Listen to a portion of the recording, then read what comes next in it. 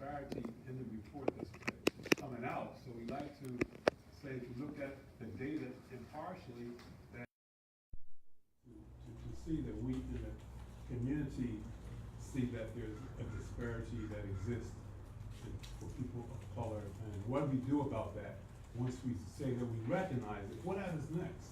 There used to be a training, a fair and impartial training. I think it stopped in 2016, but that type of training needs to go on every year, and not just like have a training end and then 3 years after that, it's like, well, we trained folks already. I think it needs to be an ongoing thing because it's an ongoing occurrence.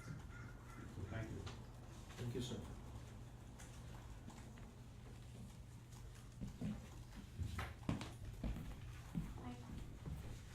My name is Christine Schwartz, as you know, and I'm sporting my Berkeley PD shirt. Go Berkeley. This is from my police ride-along, which I do encourage everyone here to do if you haven't done so already. It's a great insight for what the police do on a daily basis and what they're confronted with, which I'm not sure if you don't go for a ride-along that you will know, if you don't get that taste. I wanted to thank you for your great, excellent work for the capture of the individual that was close to my residence and very close to one of my friends, Marcia Poole. Thank you. There was nobody hurt in that incident, and thank you, San Leandro PD, as well. I wanted to also talk to you about the budget that's coming up. A reminder that I support regional training, as was mentioned, and I was wondering, concerned about mental health for the police, as their jobs are very difficult, and a drug task force, which they don't have right now, which is very important given that there are a lot of drug issues on the streets, and CIT training, more CIT training for a lot of the police. That would be nice. Those are just some thoughts. I mentioned to you last meeting about adding on your agenda. I didn't see on this agenda, maybe it's in the future, in the works, for the item of use on meth. And then lastly, I wanted to end on a moment of silence for a friend and a person I advocated for on the streets who just recently passed away. 300, William Caldiera. I don't know if you know him. I know the police are aware of him. There's going to be a memorial this Friday in front of the police station at 7 p.m. and I invite you all to commemorate. Thank you. Thank you. So the chief was not here last time, and you asked for that to be put on the agenda as an agenda item. Doesn't have enough body to be fleshed out. We can ask the questions from the chief today in terms of what the meth task force is, what the drug usage is in the city, what are they doing. Based on that answer, we can either be an item that can be in the agenda, or you can just get a straightforward answer from the chief. But he wasn't here last time, so that's why it was not considered as an agenda item this time. Thank you. Okay, yes, of course, please. I just want to say that just for it's hard to hear sometimes when you guys are having your own discussion, and it's for me, it's a bad acoustics in this room. So the more folks can speak up and enunciate and stuff, it is much easier to follow the discussion. Thank you. Sure. Any other public comment? Seeing as there is none. No public comment? Since no public comments, I will entertain a motion for the approval of the minutes of the regular meeting of May 8th. Moved by Commissioner Miggleton. Is there a second? Second. Second, Commissioner Calavera. Is there any discussion? Discussion. Item 9C. 9C. Can you get some clarity on actually who is staffing the table? Because I wasn't under the impression that I was staffing. I said I would help out, and so I just need to know, is there going to be others? So just to be clear, when we were talking about the agenda approval of the minutes, just to make sure, so you're saying that your name has been omitted from the list? No, my name is here, but I'm concerned as to, this is an all-day affair, and I'm need to know. So the moment that we go into the PRC officer's report, we can ask those questions Oh, for the I was gonna PRC talk about officer. it. Okay, great, okay. Yeah. Then we can approve. Yeah, but there's no problem with the wording or anything else, it's just a question of who, what, and when. Absolutely. Okay. Okay. So if there's no further discussion, all in favor say aye. Aye. Any abstentions, any nays? Seeing none, Ms. Lee is unanimous as well. I do not have anything to report, so we'll move right along. And Ms. Lee, we're just gonna go into your PRC officer report, please. Okay, thank you. First, I would like to introduce David White, who's sitting over there, and he is our new deputy city manager for the city. We now have 2 deputies, and so I think that everybody on the 5th floor is happy about having an additional person, help moving everything along there. And I'll just let him introduce himself, say a few words. You're welcome. Good evening, commissioners. I just wanted to be here to introduce myself. As Kathy mentioned, I'll be joining Paul as one of 2 deputy city managers in the city manager's office. Just so you know, my work with the city, I'll be focused on a lot of the internal service functions in the city. So the city clerk, finance departments, HR, IT, working with Kathy and the Police Review Commission. Just so you know a little bit about myself, for the past 15 years I worked for the city of Fairfield. For the past 5 years I was their city manager. I have been a longtime East Bay resident. I've lived in the city of El Cerrito for about the past 19, almost 20 years. So I'm obviously really excited to be working for a community that I love very much. So I'm looking forward to get to know all of you, looking forward to get to work with all of you, and just again wanted to be here to introduce myself, so thank you. Well, thank you very much for coming in today. You know, as we always say, you know, these meetings are always open to the public, open to any member of the city staff. If you see anything on the agenda that you wanna perk your ears or hear firsthand, the chair is always welcome for you here, sir. Thank So, you. and thank you for being here tonight. Ms. Lee? Yes. So complaint status, we have had no new complaints filed since January. We do have as you know, there's a complaint or a sustained finding that is being appealed. And I just completed the administrative record, that is one step in the process. And IA works with the Office of Administrative Hearings to get a hearing date set on that. There was a BOI held last Tuesday, and I thank Commissioners Perez Velez, Calavita, and Ramsey for sitting on that one, and sacrificing the Warriors game. And that's it for the complaints. You had a question, I think 2 meetings ago, about whether your concerns, or whether the items you had concerns about regarding the standard of proof in your boards of inquiry and the 120-day limitation on discipline, whether those are in discussion during meeting confer, and I conferred that yes, they are. And I did want to talk about staffing for Juneteenth. I'm just trying to figure out the easiest way to do that, maybe just do it by email. I would ask folks to let me know your availability for a 1.5 to 2 hour shift, and hopefully we'll have some overlap. And I think it runs from 11 to 5 if you're there. It works out so that you're only there from 12 to 5 or 11 to 4. I think that would be fine. So I think it makes more sense to do that.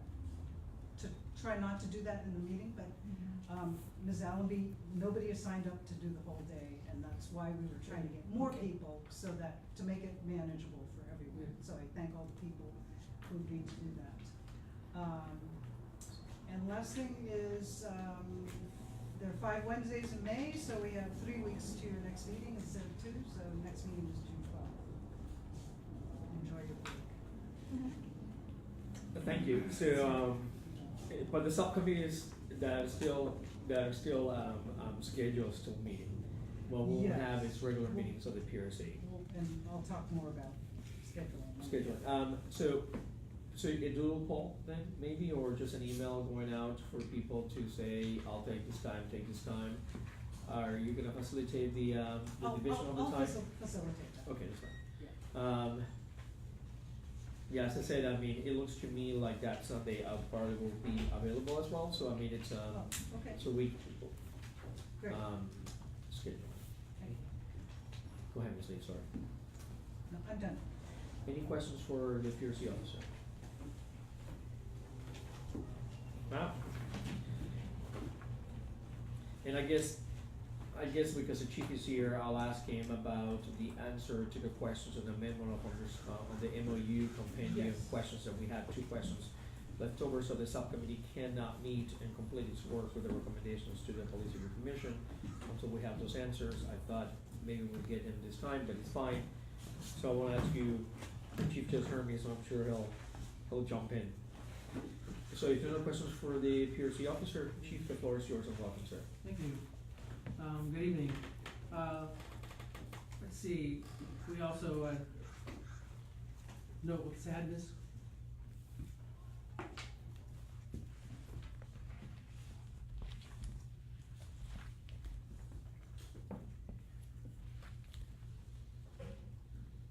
Passing of about 300.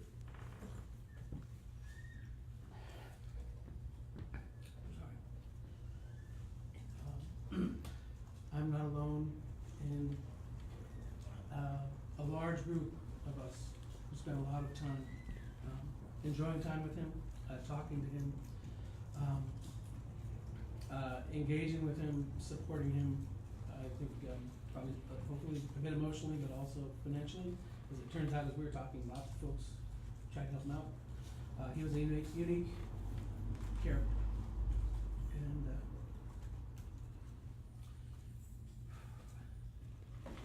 so I've heard a rumor that our department was involved in a 5150 with him when he passed away in the midst of that or something.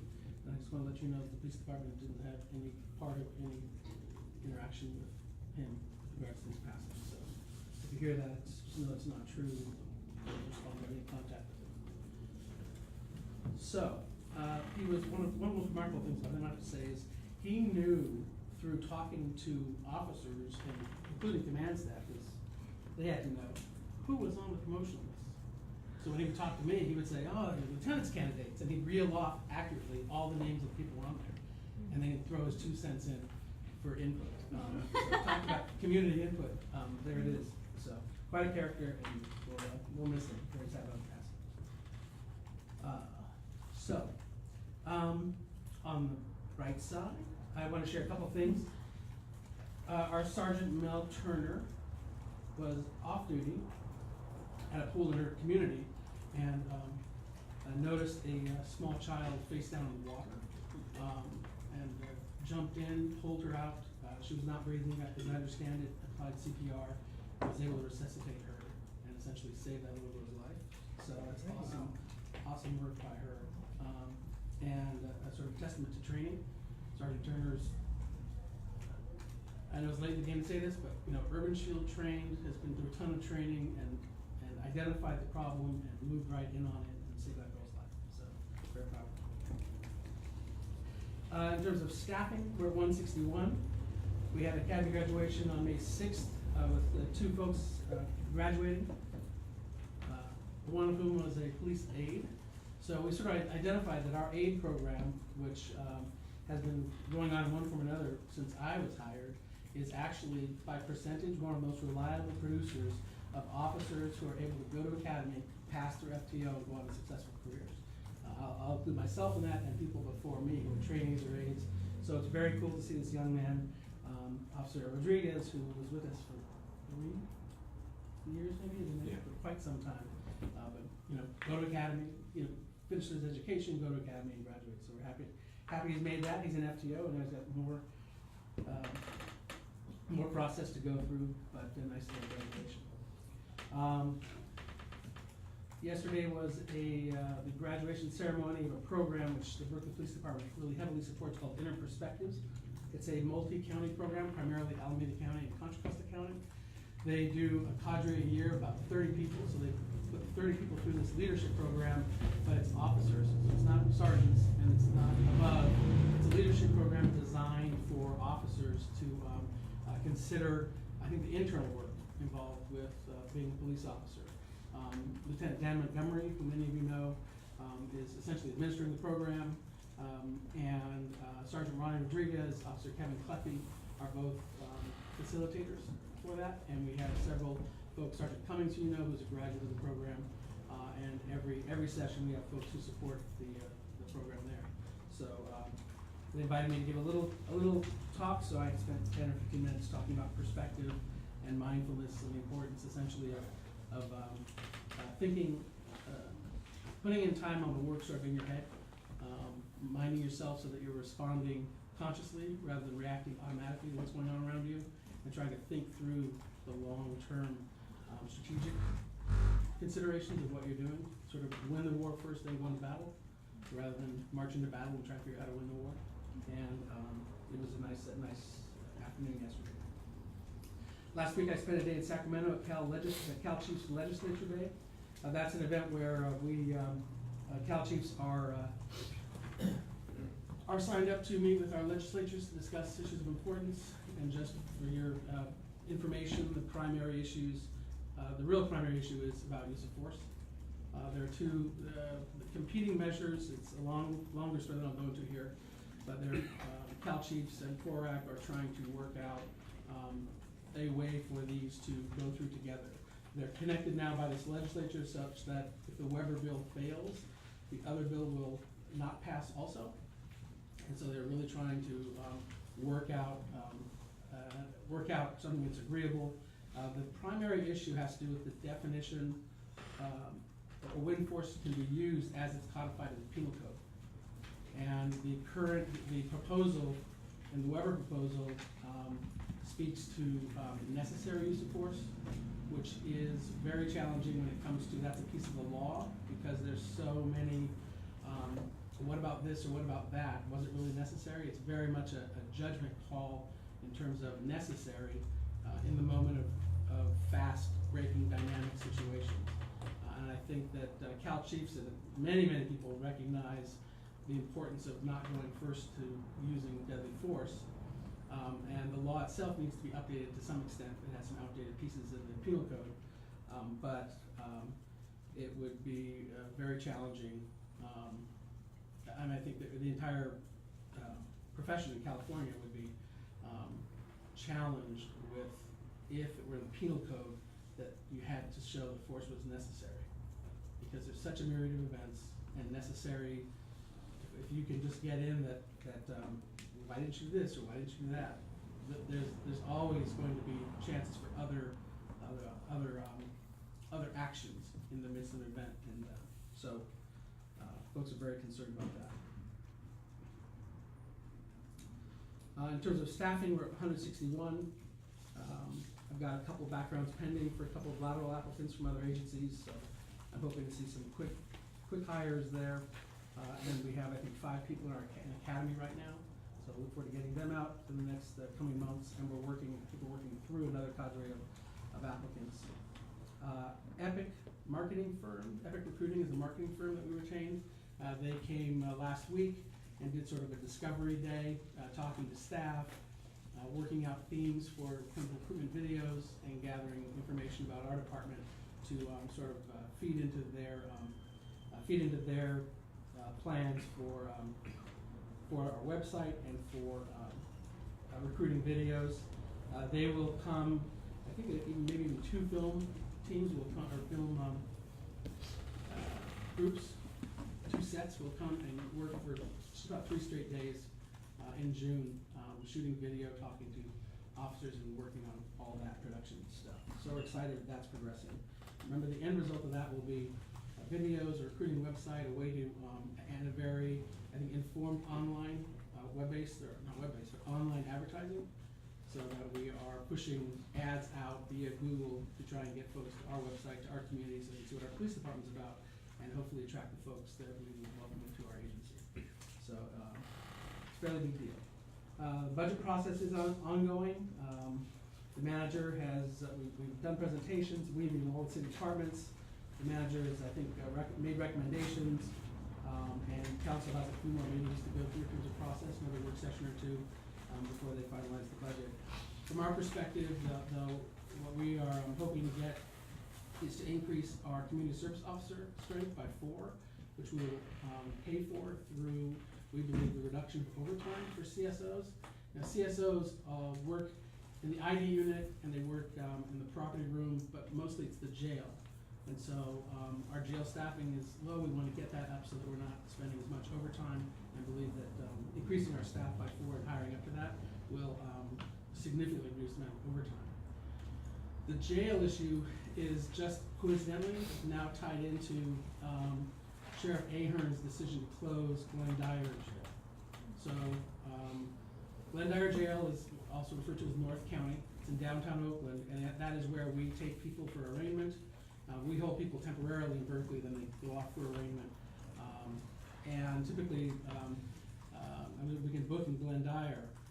The sheriff is facing, from what I understand, extreme challenges. He has Santa Rita Jail to run, Glendyre.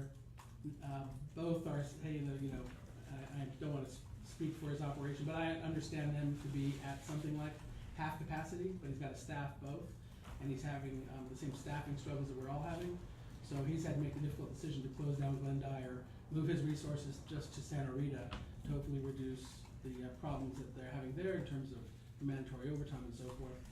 That impact on us is we're one of the few jails where other agencies can come and book people into our jail. And so we are in the process, so immediately when it became known that they were going to close Glendyre, we were contacted by several chiefs in northern Alameda County to see if we would be able to book their prisoners.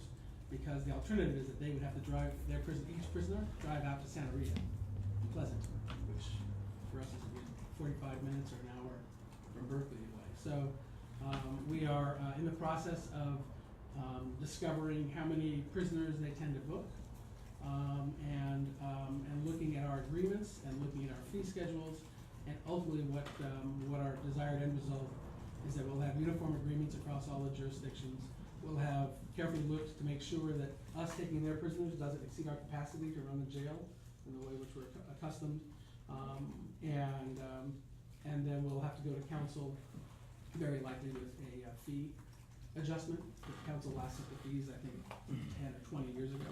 And our intent is to keep the fees similar to the Santa Rita and the sheriff's charging schedule. So there's a lot of work that's just starting up on there to get to that. We met with Berkeley Fire earlier this week. Had a long meeting with almost full command staffs at that meeting to discuss and start kind of collaboratively working on the wildfire evacuation plan and drill. So late summer we anticipate a drill. The scenario essentially is that heavily wind-driven, super dry day where the fire will come up, which is it's chilling to listen to fire professionals talk about it. They fully expect it will just sweep up through the canyon over Tilden Park and dump down into Berkeley and just take out a chunk of Berkeley. As part of the presentation, they showed film from the 1923 Berkeley fire, which I'd never seen. I knew the fire happened. If you didn't know, Berkeley burned from the hills down to about Shattuck and Hearst North in 1923. And this film showed the wind that was going on that day. So it's a silent movie. I mean, it's from 1923, but you can see that wind. And so we had a really, really good starting discussion to talk about protocols and especially about identifying the conditions where the fire is most likely to happen and then really dumping a lot of resources up into the hill just to patrol, to look out for the problems that could occur, whether that's a fire outbreak, somebody having a barbecue outside, gas-powered tools, checking the streets. There's an initiative that Chief Brannigan is, I think, working with called Safe Passage, and that has to do with streets in the hills, in the Northeast Hills, being wide enough to allow a fire engine to pass, because that's going to be a problem. And we're identifying all these problems that are going to exist. My takeaway was having a good plan with very clear instructions. So on those days where the humidity drops to such a low level that it's recognized as a huge threat, and it's a huge windy day, the combination of those two factors is what makes the risk huge. And the one time, by the standard that they've sort of laid out, the one time we experienced that in Berkeley in recent history was the morning we had a fire on Ajax, which is up on the crest of the hill. Just on the other side, there was maybe a 1 acre fire on Ajax in the middle of the night, and that was the same day that at the same time Santa Rosa started to burn. So the Tubbs fire. So the takeaway was the combination of those conditions creates a critical need to put more resources out for early detection to try to prevent and prepare as best we can, I think, for that eventuality. In that case, the reason Berkeley didn't take a gigantic hit was the hillside where the fire hit was already being managed in terms of vegetation, right? So already vegetation management in place, and there are resources already out because of the high fire danger, so a lot of resources got there really quickly and put it out. And they did not release those resources to Santa Rosa until our situation was completely squared away. Why is it important? I mean, I feel like I'm giving you this kind of extra detail to emphasize the seriousness of the threat. It was an eye-opening presentation from fire to us, and our intent to collaborate and support in terms of patrols on high fire days, as well as participation in the drill activity that's anticipated in late summer. So we'll be putting whatever resources we need there.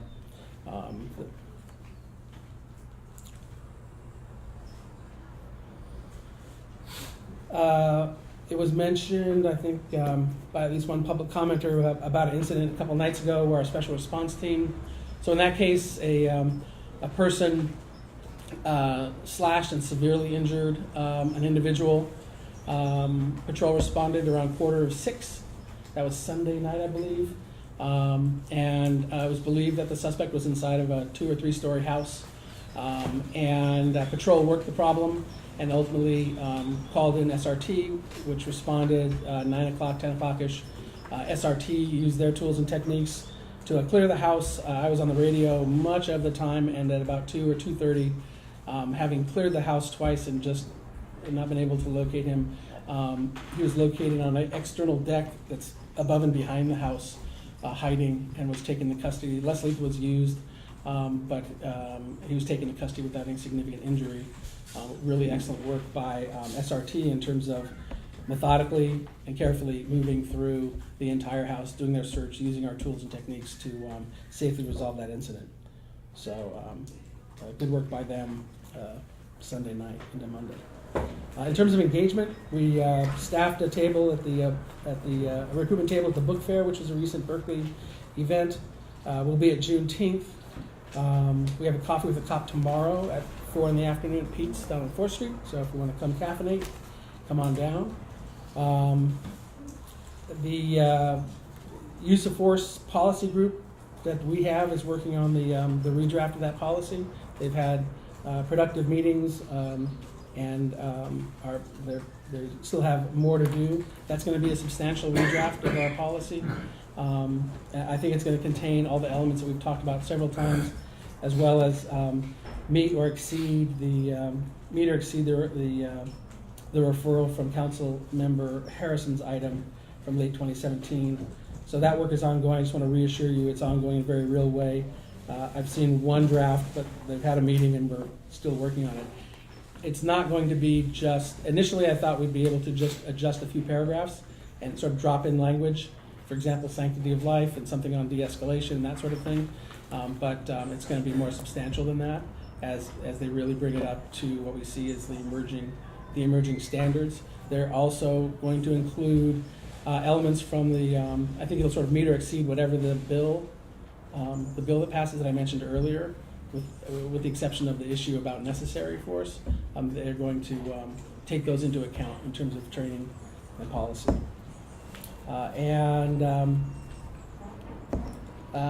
Upcoming for us on council, on June 3rd, the policy subcommittee, public safety policy subcommittee will meet, and they, I guess, are going to ask questions also about the council item that Mr. Halpern discussed, the referral response on the various referrals. So I'll be speaking to them on June 3rd.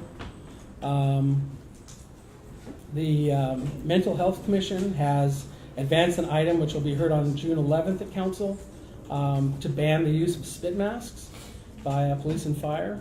That is a item that I don't recall you folks looking at. We've prepared a companion item. We don't support that, but that you should be aware that happened. It's a little remarkable to me to have a policy come in from a different commission without being vetted through the PRC. Sorry, And- which commission is that? The Mental Health Commission. And I think that agenda gets published in the next couple days. You take a look at it. Our companion report will come out shortly.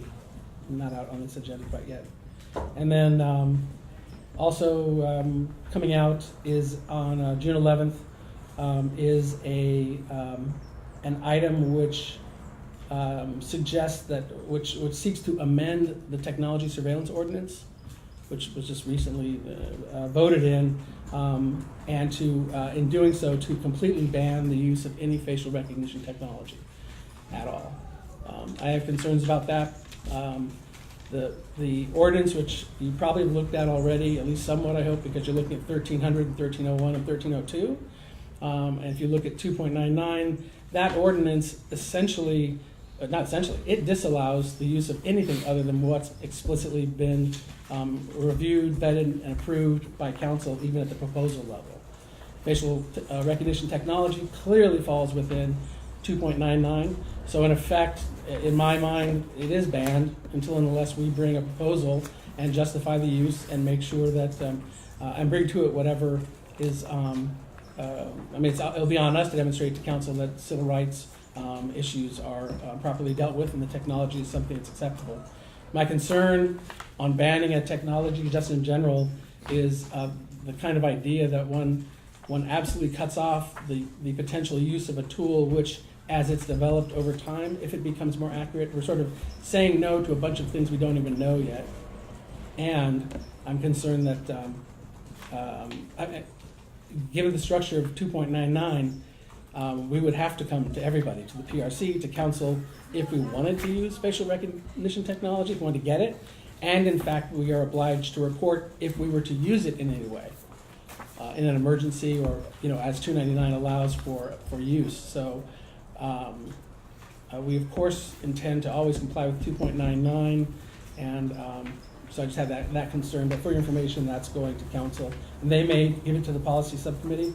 I don't know, but that is coming up on council, and that's what I have. Thank you. We'll go left to right, Commissioner Calavita. I'm sorry, I didn't understand what you were saying about the spit masks and the Mental Health Commission. What did they decide? The Mental Health Commission submitted an item to council to ban the use of spit masks by police and fire, period. Okay. I don't recall if the commission was consulted. I sort of don't feel they were, but I don't remember. And our department was not consulted or asked for information. So it's important for you to know that generated autonomously and independently and without input from the department. We weren't consulted recently at all, but I remember also having a conversation about it. Starting. Yeah. Go ahead, please. As a point of information, I believe that the topic had been suggested by former Commissioner Pritchett, and this body declined to support a ban.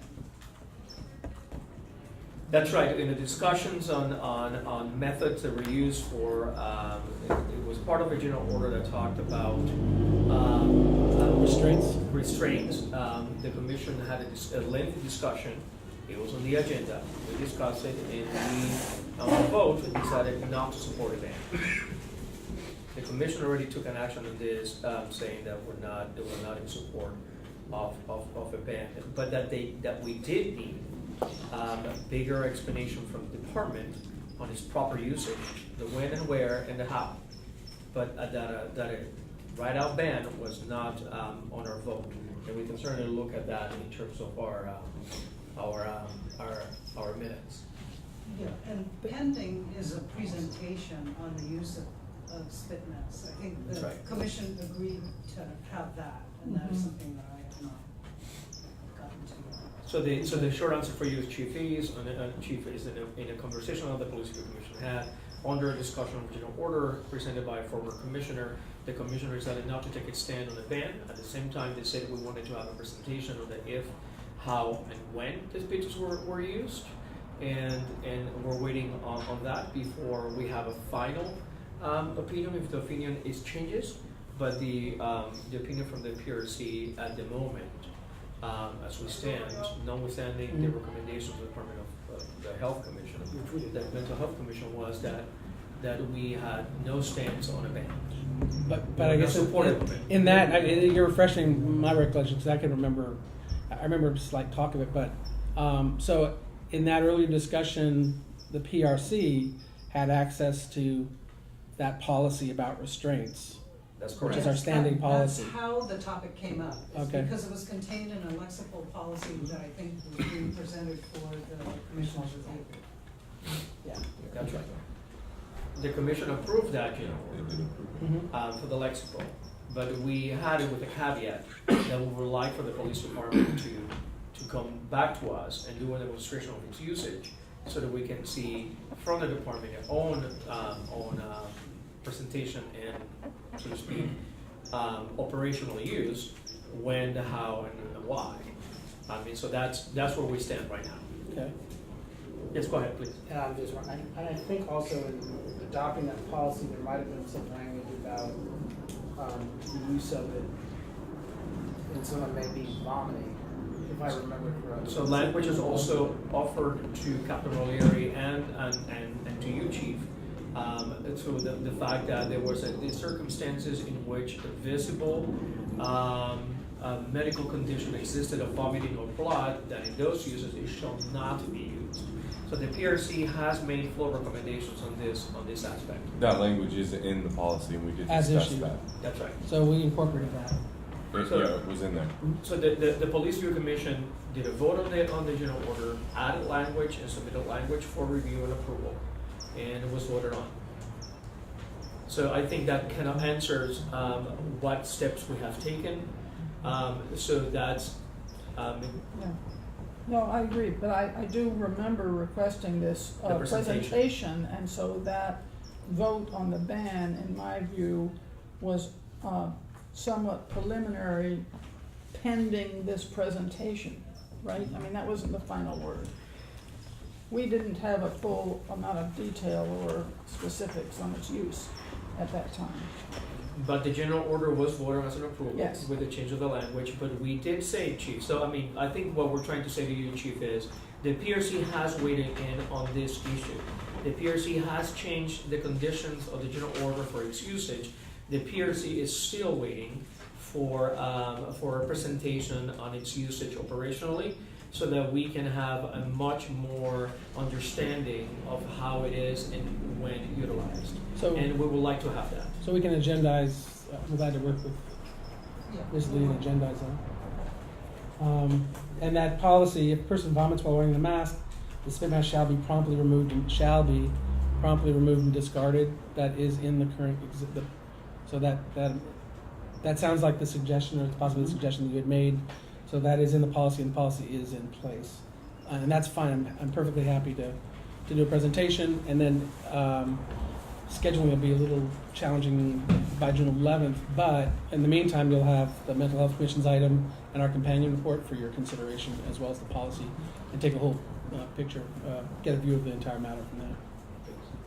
Commissioner Calavita, do you have something else? No, it just seems to me that if the Mental Health Commission is submitting this to the city council, that they're going to wonder about the that it seems that there should be some coordination. And I wish that we could hear from the Mental Health Commission and that we could have some dialogue, instead of everybody being on separate tracks. So I think that, to be honest, Commissioner Calavita, we're gonna have to wait up to see what it is that they're saying about it. I mean, what is the language that they're using, what recommendations that they're having, and then do a comparative to the language that we have approved. All right.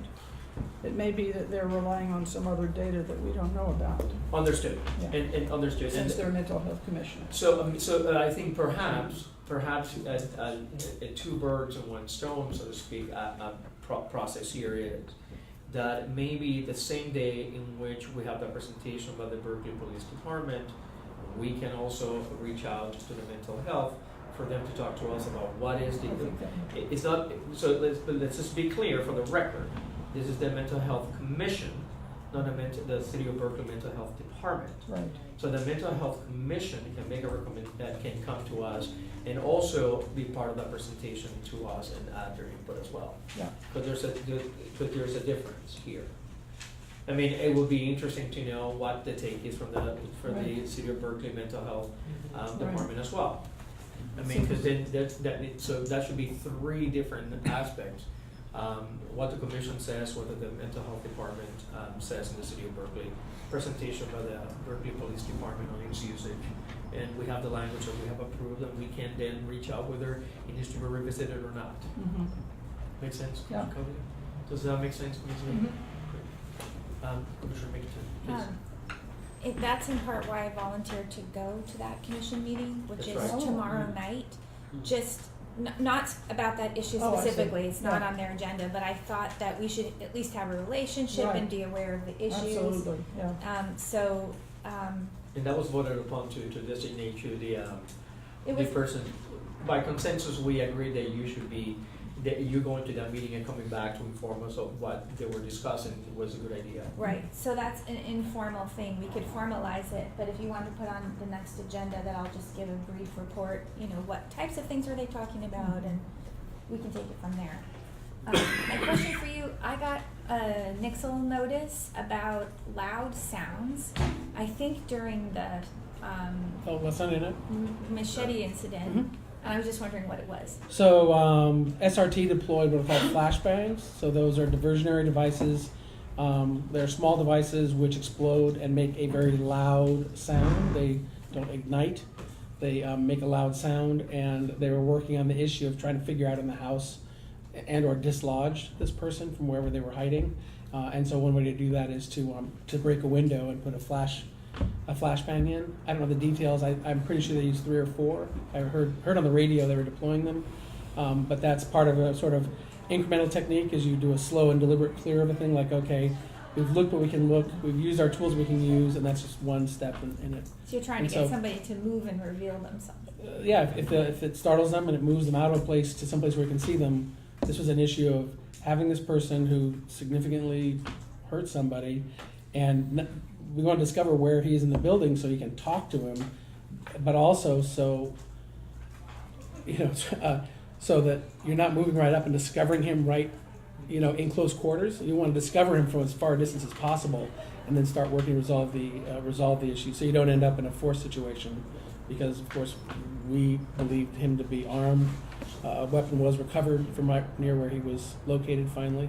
So, and the concern, the reason we put the Nixle out is the idea that people know we're in this area. I mean, we had a big perimeter and so forth, and wanting to let the community know essentially, like, there's going to be loud, sort of gunshot-like, or we don't want people to mistake it for gunshot. So by saying, hey, this is about to happen, or this is happening right now, it's an effort to be transparent and clear with the community so that they know, what's going on to the extent we can share. What percentage of our citizens do you think are linked to Nixle or households, or do we have any idea?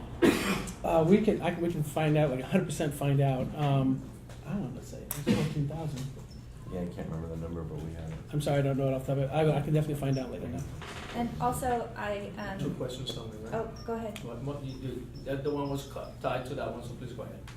I just want to thank the officer who pulled the little girl out of the pool. 19 years ago, my friend Seda, who was here from the Sudan, lost her daughter Hind in a pool in Davis, and it happened exactly that way. Mm-hmm. And nobody noticed. Crowded pool, 2 lifeguards. Nobody noticed. So that knowing what you're looking for, that training is vitally important. And I just want to offer the one thing that Seda gave me from that horrible experience, which was, she said that prior to that, she could watch the news and see refugees and mothers and children traveling or tragedy happening and just observe it dispassionately. And after that, her response was always to weep uncontrollably. And I just want to express that actually, that broken heart shows me what actually the true human response would be. So hopefully we'll see a commendation to Turner, Officer Turner, somewhere in our commendation. Sergeant Turner, yeah. Sergeant Turner, no, yeah. Either promote or demote, my apologies. Well, I won't forget Sergeant Miller, that's the last time I have to ask for that. Is that it, Commissioner Pinkerton? Commissioner Ramsey, you have any questions, please? No. Commissioner Elegant? You have some questions, but you wanna wait until the items on the agenda for discussion. Great. And Chief, I do have, I didn't hear for the MOU and the companion on the answers on the language that we submitted, because we need that in order for the subcommittee to close down, so we can make the referral recommendation to City Council. So, I mean, I know that that's something that has to come from your office to Ms. Lee, so that we can have the information. So, super quickly, we're looking for clarification on a comment that under the Alameda Sheriff Department's MOU, page 41, interagency assistance. This is a quote: "It seems the obligation by Berkeley is too high compared to other bigger sized departments." Whether you We were can't find. reassessing that. We can't find. We're not sure what this refers to. Like page 41. So if we can find, if you can, or Kathy can. Yeah, on the can companion give me that. itself says the number of police officers that have to be allocated per, when it's said, and the number of police officers was high for Berkeley, whether you were going to reassess that. So I found other agreements to make sure my answers are on point. We could not locate that phrase or that So piece.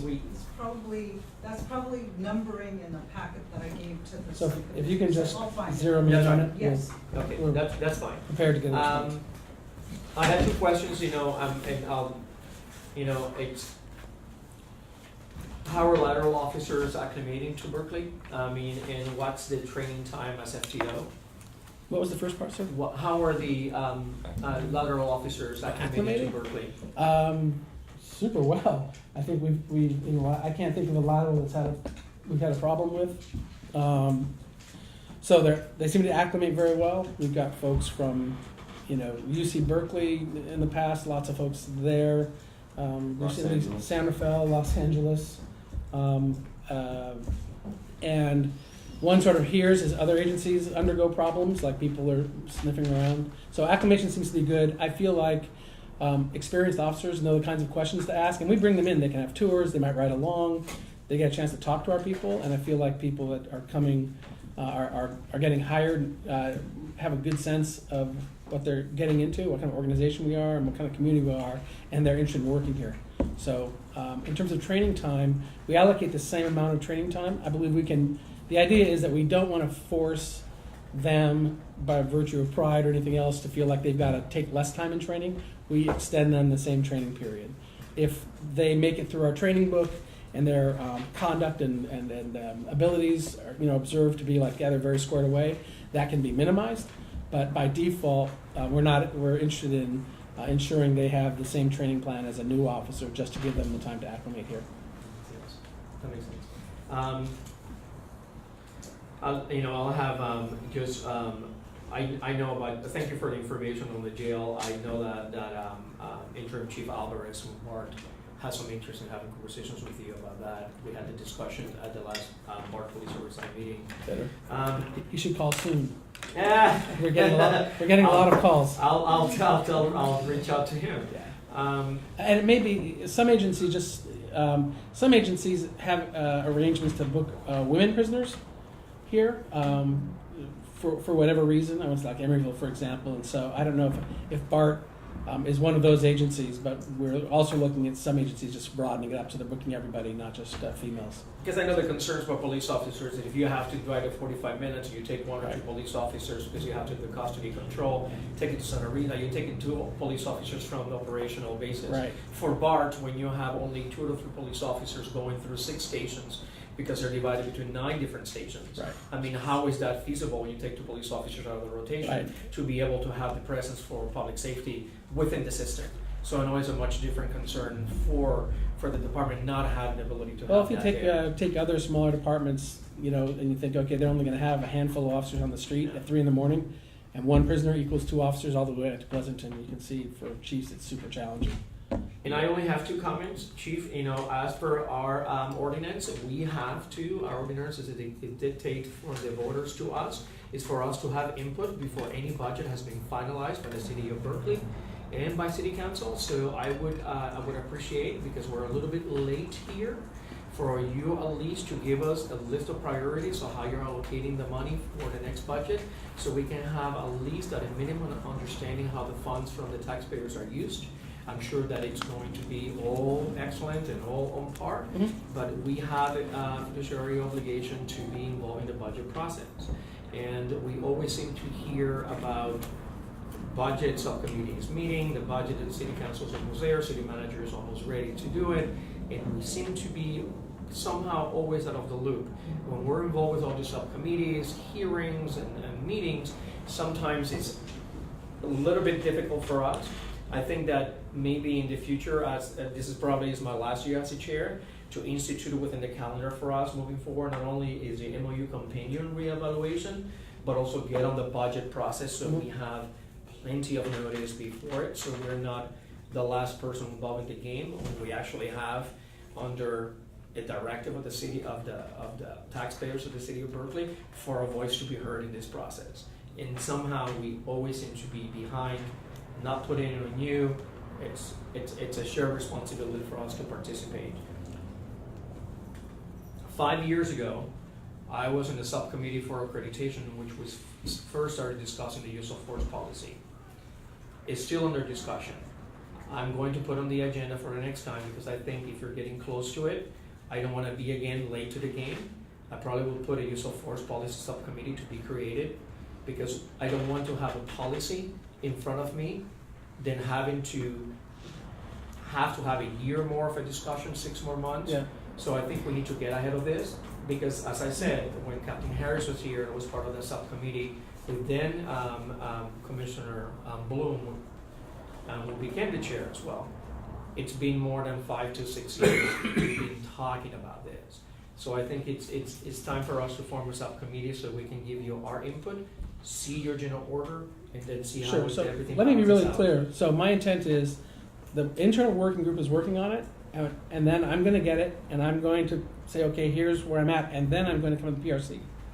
So we're doing the same thing. So establish that subcommittee, be ready for it. That'd be great if it's all set, so we can give it to you, not as a fait accompli, fully baked, but I do think that there have been a lot of inputs to this. Councilmember Harrison's item, for example, if you go pull the legislative history on it, it's my full. It's the full plan is get it to where it's like, I think this is where we're good with, and then bring it to you for comment input, and absolutely open to hearing out and then potentially making changes. It will go through the process, but the process is we finish, I get comfortable with it, bring it to you, and then we have discussion and process, and then I need to submit to council. I just want to be clear on this. I think it sounds like the PRC that gets put in a situation, it becomes the naysayer. If there's a lot of negative reaction to some of what it says, then we come the people that are obstructing the process of the general order. It has not been my history in 12 years here in which a general order of this substance, it is given to us in its entirety for us to review and then have to put either benchmarks on it or to put a stopgap on it somehow, and then the PRC looks like it might look that it is the commission or the process that is stopping for the implementation of the general order. I mean, the reason why that general order subcommittee was created and discussion was taking place a long time ago is because we were having a dynamic conversation, so we were interactive. What is it that you're looking at? What is it that you're looking to change? What is the processes by which you think the general order should be changed from what it is? How is it comparing to the lexical policy that is the recommendation and to the standards by which you're operating right now? What are the standards that are changing in the state of California and the Bay Area itself, right? When you have an interactive conversation and the discussion, you're able to say what things needs to be changed and have it back and forth. If you come to me and say, these are the standards in which I am only reporting use of force, and I think to disagree that there should be only 3 different standards, should be 4 different standards, then we're having a conversation in which how to create something when it could have been, you could have an idea what we're looking at from the beginning. So I think we'll put it on the agenda, we'll discuss it, and see Okay. what it is that the commissioners feel they have an idea of what the use of force should be, what it should have, and then you can have a little bit more of a clarity idea of what it is that we might be looking at, so that when you present it to us, you have a clear understanding of what we might or might not want to see in it. So council's provided direction through Councilmember Harrison's item about inclusive points of policy. So I'm not saying don't do that. I'm saying understand that I don't see much leeway or wiggle room. It's the same things that we've discussed, at least you and I have discussed informally, that you will not be surprised to see. In fact, I think you'd be pleased to see in the policy in all sorts of dimensions. For me, I'm trying to close this out, and I don't have another piece in my process in between my force experts and my command staff and our internal expertise pound on a draft, keeping in mind the council's direction to produce something that meets that, and then we bring that to the PRC. So I'm not trying to create any slowdowns. I know that it's taken a long No, time. we might be able to. But there's no room might in be the- the slowdown in the process. But process is going to be, it's going to take its Understood. time. I just I'm want just city saying, council- I'm not doing anything other than letting my team work it to get something to me so I can review it, see where I'm at with it, check it against what we're supposed to be including, and then present it to you, and that's the full intention. And I would say that if you're going to, I would suggest that the first thing that the group do, the subcommittee do, is to hold the legislative history behind it, see Councilmember Harrison's item, look at the current use of force, so you have that, you're super familiar, and then when it comes, you will right away start making the. No, this is, I wouldn't be so forceful in any other general order. The use of force general order is one of the benchmarks of everything that happens in the police department with interactions, CIT training, everything else, the escalation issues. There's 9 members of city council, and I know that one member of city council is going to say has the PRC being involved in this process. The same way that they would say has the Berkeley Police Association being involved in this process, has the Berkeley Police Department in this process. If I were to present to them a general order, which I thought should be the use of force policy for the department. So I think we might have to speed up our process to get on the same line. Yeah, can we move on? Sure. Yeah, okay. So that's my thing of that, so we'll put it on the agenda. If there's no further questions for the Chief of Police, we'll move into subcommittee reports. And thank you, Chief. Thank you for your time and understanding. Thank you. Subcommittee reports. Legacy Policy Subcommittee, there are some that are here for review for us to vote on today. The commission met and went through about 15 more policies, which we'll be sending to Ms. Lee with our commentary. So those other 10, with over 10 that are already in the same pipeline, they're not here now that we have submitted, right? So there's some policies that we have submitted for approval. They're not on this agenda, but we're sending them in a staggered manner. So we talked about some of them today. Some of them were approved. Some have some language changes. We'll send you again a memo with what that looks like, so that we can get some resolution.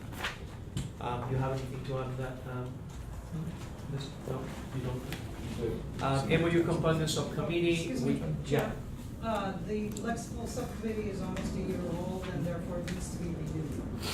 Yeah, so is that something that we can do right now? Mm-hmm. Yes. I've agendized. I'm about to, sorry about that. Oh yeah, for May 23rd, thank you, ma'am. I would like to make a motion for a renewal of the Legislative Policy Subcommittee to continue for 1 more year or whatever time necessary it is. Second. Second made by Commissioner Bington, seconded by Commissioner Calavita. Any discussion? And the 3 members are part of it, continue being members of it, just for the record. Lucky, yes. Lucky the 3 of us, yes, correct. Is there some further discussion? For anybody else who wants. No, that's okay. I think that you do a great job, sir. We need your legal mind and his particular mind and my, talk too much mind.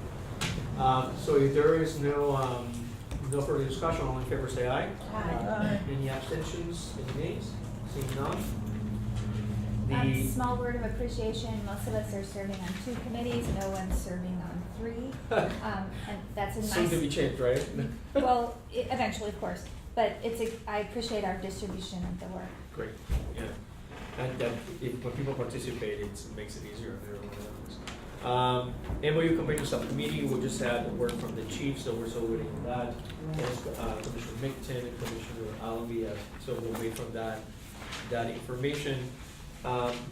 Ms. Lee, let me know if you need to pinpoint that page for that list of that specifically says the allocation of officers per department. I think I can find it. Great, thank you. So TBD. So an approved subcommittee that's on standby, correct, sir? Yeah, it's on standby, responding to evidence, waiting for the progress and report back regarding the meeting for process. Okay. And the probation and parole questioning subcommittee, that is, Yes, we're gonna move forward, but we're just waiting on Waiting for a me. survey so we can figure out what our schedule is. also, so it's We still haven't waiting met for the yet. first meeting. We haven't met yet. Great, great.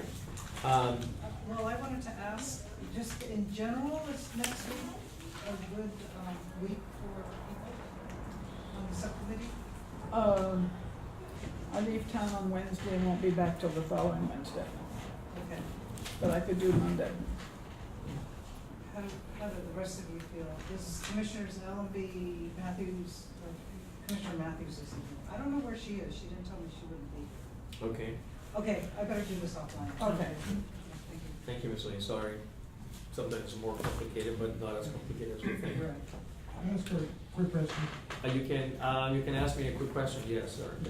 It's a violation of our process book, please. Yes, thank you. Is it still a policy to bring in, that you can bring in community members as part of these committees? Yes, as part of our standing rules, it has to be a balance against a number of commissioners that are appointed. The members of the community cannot be a majority of the appointed members of the subcommittee. At this time, the moment that the subcommittee meets, the first thing that they'll do is talk about, based on the motion that passed, what their scope is. They will choose a chair. The chair at that time, with the members of the subcommittee, will reach out to members of the community that want to be involved, and then that process will start. So the short answer is yes, sir. But they have to be appointed, they still have to be appointed That's as right. chair. So there is and yeah, that's right, sorry about that. And there is a process by which those members of the committee get appointed. They will have to show interest to serve in the subcommittee, and then they will have to, that will be agendized in our agenda, and the member will have to come in and express what interest they have in serving in the subcommittee, and it will be an easy acclamation or a vote up and down, and then which is done open to the public. Just in case a member of the public might think there's a conflict with the person who wants to participate or not. And then the members will have to. Excuse me, Chair, so is this process you're describing going on in the subcommittee or the full commission? The full commission. Okay. So once members of the community have identified that want to serve in a subcommittee, they have to be presented to the full commission for approval. Got it. Make sense? Okay. So yet to meet. Okay, old business, which is 9A, has been put on hold. 9B, and which is update of various referrals and recommendations regarding staff data collection, data analysis, and community engagement. That's in your page 39 to 51 on the May 8th 2019 agenda packet, if you folks have it. Commissioner Roberts has requested to have some time to express some concerns and some questions that he has. Chief, thank you for staying. We'll definitely open the floor for questions if you feel comfortable with that during this time. I'm not comfortable at all. Go ahead, it's all good. Commissioner Roberts, yes, sir. Okay, yeah, thank you. I asked the chair for some time tonight just to sort of set the context to this, because many of you weren't here back when we had the subcommittees and the reports and all of that, the CPE report and so forth. Christine, can you move your camera a little? Oh, I'm so sorry. I can't see the chief. Is that better? He's over there. I can't see him. Not Yeah, my okay. intention to I be in the way. Eye contact, Yeah, thank you. So I wanted to try to give some context, and I wanted to kind of give you my view. I've been tracking this for quite some time and then looking at the report, just so that you have kind of a place to spring from on the discussion. You know, the subcommittee that worked on this was George Lippman, Commissioner Allenby, Clarence Ford, who was the mayor's appointment at that particular time, myself, and then we had public members to that subcommittee, Christina Murphy, Paul Kiola, Blake, and Elliot Halpern was on there. So we were trying to get input from the community as part of the process. We then eventually reported to the commission, and the commission sent in a report to the council. So here we are. It's been a long time, as we've discussed over time, Chief. I think overall it's clear that the department has had difficulty and has had short staffing and all kinds of stuff going on for the last few years. And I think from a core standpoint, core responsibility standpoint, you've got a good job with what you have. And so we appreciate that.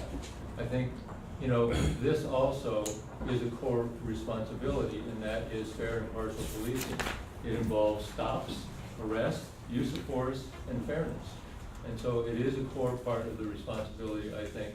And the moving forward with these policies hasn't really fared as well as other things that are going on in the department, as far as, in my opinion.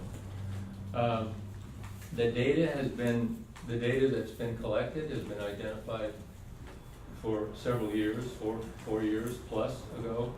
BPD's been gathering data for at least 4 years. The community actually reviewed the data in 2016 and went public with a report.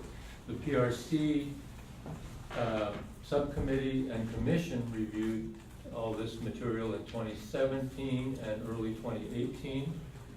And the CPE, which is the Center for Policing Equity, is an independent review group that looked at the department and the data, same data. Had a draft report in 2017, and they had a final report in 2018. So it's been, even from the get-go, it's been 2 or 3 years. But from the final reports from PRC and the CPE, it's been over a year. And all the findings so far have been that there are issues that needed to be addressed, basically. And I just wanted to read you a little from the CPE report. This is the final. Read a few excerpts from the executive summary. This is based on the stop data I've been talking about, and there were pedestrian stops gathered, there were use of force data gathered, there were vehicle stops gathered, all for different periods, but within the same time frame. Here's a few of the findings. CPE. Black persons in Berkeley were about 6.5 times more likely to per capita be than white persons to be stopped while driving, and 4.5 times more likely to be stopped on foot. Hispanic persons were about twice as likely per capita as white persons to be stopped while driving, and slightly less likely to be stopped on foot. Once stopped, black drivers were searched at a rate of 4 times higher than their white counterparts, while Hispanic drivers were searched at 3 times the rate of the white counterparts. Search rate disparities were similar among white, black, and Hispanic pedestrians. So they're talking about stops, car stops and pedestrian stops. Hispanic persons in Berkeley are per capita 4.5 times more likely to be searched by BPD officers than white persons, and black persons in Berkeley are 20 times more likely to be searched by BPD.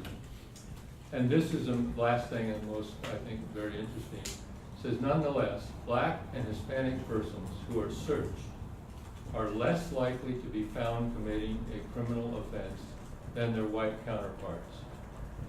Searches of black individuals yield arrest only half as often as searches of white individuals. Searches of Hispanic individuals yield arrest 39% less often than searches of white individuals. So that's kind of a summary of the data we were looking at back then. I mean, there are pages of graphs and all kinds of things that we went through. There's a lot of information on this. To be fair, I'm sure the chief will want to chime in here, but I want to make sure we're acknowledging, at the same time, he submitted a report. And, so one acknowledgement in CP, he said that as a comparison with other cities, Berkeley was, in many cases, doing better, which is a good thing. Yet, on the other hand, it kind of makes you wonder about what the state of the science is out in the world out there. BPD really did cooperate with the study a lot and work with CPE, and appreciate that. BPD pointed out they felt some inaccuracies in the data or the way it was collected. And they also noted their long-term support for anti-racial bias approaches to policing and the training related to that they've done. But however you look at it, if you look at that data, there's still some issues that need to be addressed out there. And so in looking at the report that the chief submitted, that's before you tonight, there really, as I would characterize it, hasn't been any progress on any of the issues. Basically, there's a new report, a general report, which the chief told us originally he was going to give us a very general report. But there's no specifics about it.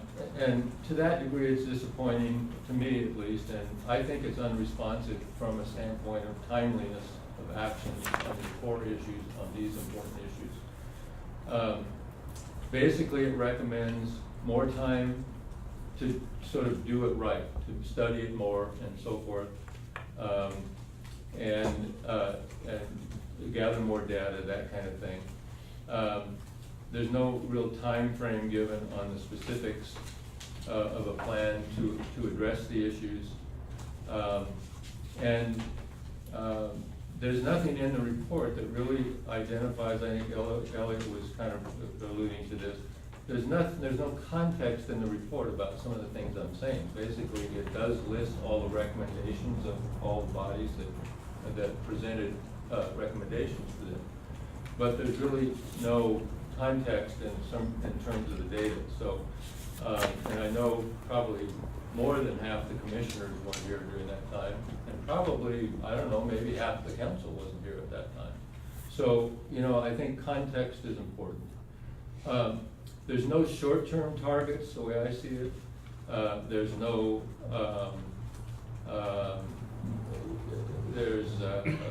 in terms of moving forward and making progress.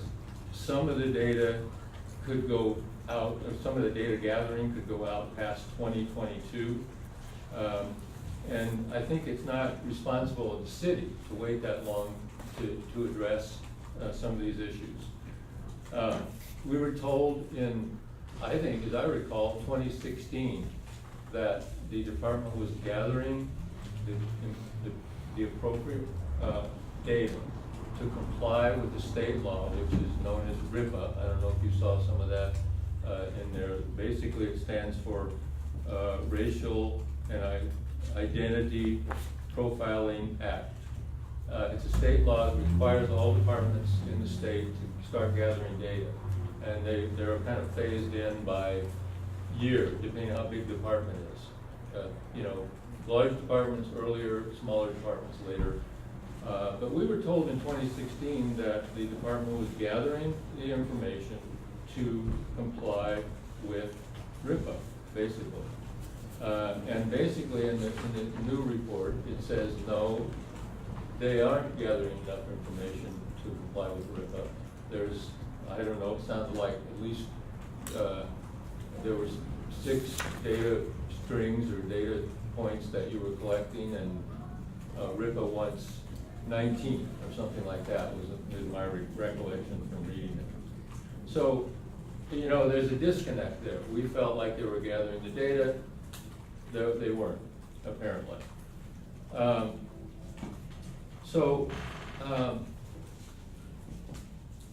All this is to say that and this is the one issue I forgot to mention in the earlier part. This is their report covers two issues. One is fair and impartial policing, the other is use of force. I'm talking about fair and impartial policing at the moment. So in my view, it's like, let's have some sort of can-do proposals for early implementation. I think we're doing the community a disservice if we don't move out with some kind of implementation to acknowledge the problem and take it to the next step. That's my thoughts on fair and impartial policing. On use of force, it's also in the report. This is one of the most important policies in the whole police department, for God's sake. And it's been over a year since the referral came from the council and that the commission was inputting to try to get a use of force report. And as far as I can tell, nothing much has happened. I'm sure there was behind the scenes stuff and the chief was talking about it tonight. Now they're saying, as I read the report, that they can get a use of force report by the end of June, I think it is. So from the time the report was written until the end of June was about 2 months or 3 months at max. And so, all of a sudden they're able to do it. But also the report says there's new software needed to implement the use of force report.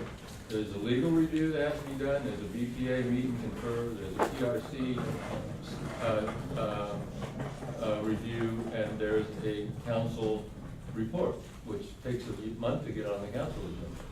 So I'm about to wrap up here, but so it's great that the policy is coming forward. I'm just pointing out that it's important to, I think, set deadlines that we can make. And otherwise, the trust goes down in terms of what can be done. So it seems impossible that they'd have a use of force ordinance by June, but hopefully they will. Meanwhile, in context of priorities, all of us are reading Luxable policies left and right. And some of them are really important stuff, and others are like vehicle maintenance and the volunteer program and stuff like that. It's like, there are many other less important policies there than use of force, in my opinion. So, again, my opinion, I think we've lost our priorities somehow in the shuffle. So that would be my kind of synopsis and kind of my thoughts about it all. And I appreciate the time, and I'm sure everybody will have comments, and the chief will want to. Thank you for that. So what I'll do is, if possible, because this was a presentation of the past, present, and concerns for the future. Chief, I can certainly give you the floor now, so you can answer some of these concerns for information for everyone. The PRC officer and I met with the chief to have a preliminary discussion as it related to his answers to the critical city council referral items which are in front of us right now. And the chief did explain to us what his plan moving forward was. But and at that time, I see your concerns. But I'm going to put words in the chief's mouth, because I think the chief can pretty much more explain what our concerns are, which are valid. And what is it, before we open up to the rest of the commissioners, what is it, your answer to the concerns that Commissioner Roberts, who was a member of that subcommittee a long time ago, has expressed? Well, of course, it's a thicket of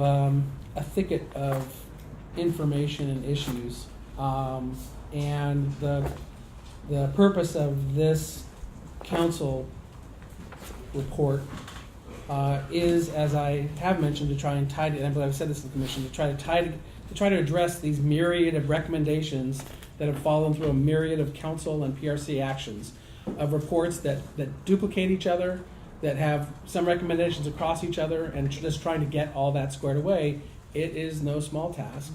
It is frustrating for me to not have delivered much more to have delivered much, much more at this point and to be where I'm at. So, in all candor, it is very frustrating.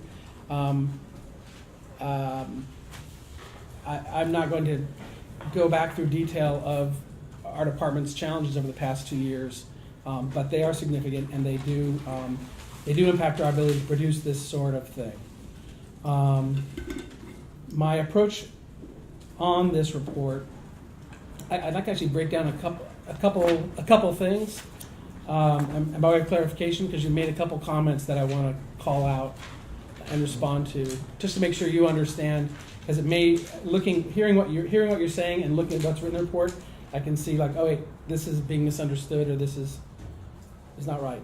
I don't know that this is the place to say that there's not a consensus or agreement about the approach to analysis.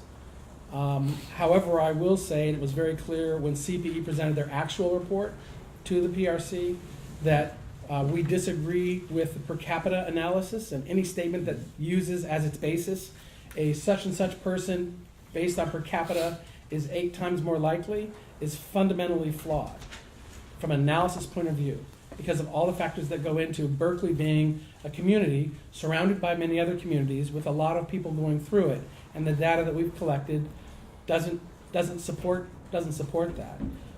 I don't remember the numbers, but I do recall that I shared information about arrests, and all this under an initial statement that we are operating in a world and a society of racial disparity all over the place in terms of institutions. And a huge amount of that is stuff that I personally, professionally would like to try to make improvements in, but the reasons for police disparities are often due to other disparities in our society. And I think that's indicated, for example, by looking just at arrests, right? The disparity of arrests is huge. And we know that the vast majority of those arrests are officers responding to incidents they're responding to incidents. They're not using their discretion about the arrest, they're responding to a call of a crime. We also know or highly suspect that there's disparities in terms of race in terms of unknown suspects who we just know we have a bit about them. It's a Hispanic male, it's a black female, it's a white male, where they're unidentified. And there's disparities in that, certainly against any holding up of the per capita approach. So the CPE report, in my estimation, did not deliver an analytical framework that's extremely reliable, nor did it delivered recommendations, but not a huge path forward. I'm interested in, and we will continue to provide data to CPE, but I don't intend to hold up waiting for them for their report as far as that goes. Let's see. With regards to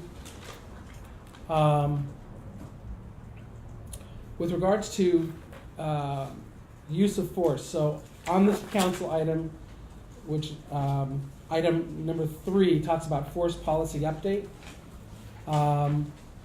I thought it best to put in a framework for schedule. I am used to, and it's a norm for you to ask me about a schedule and for me to want to take it to really be careful about committing, and because I don't like to underdeliver. But that's why there's the timeline there.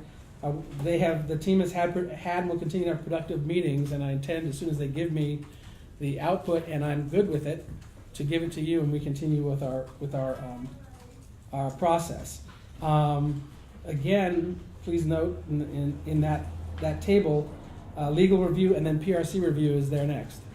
So I'm being candid and forthright in telling you that bringing it to the PRC is the plan, has been the plan.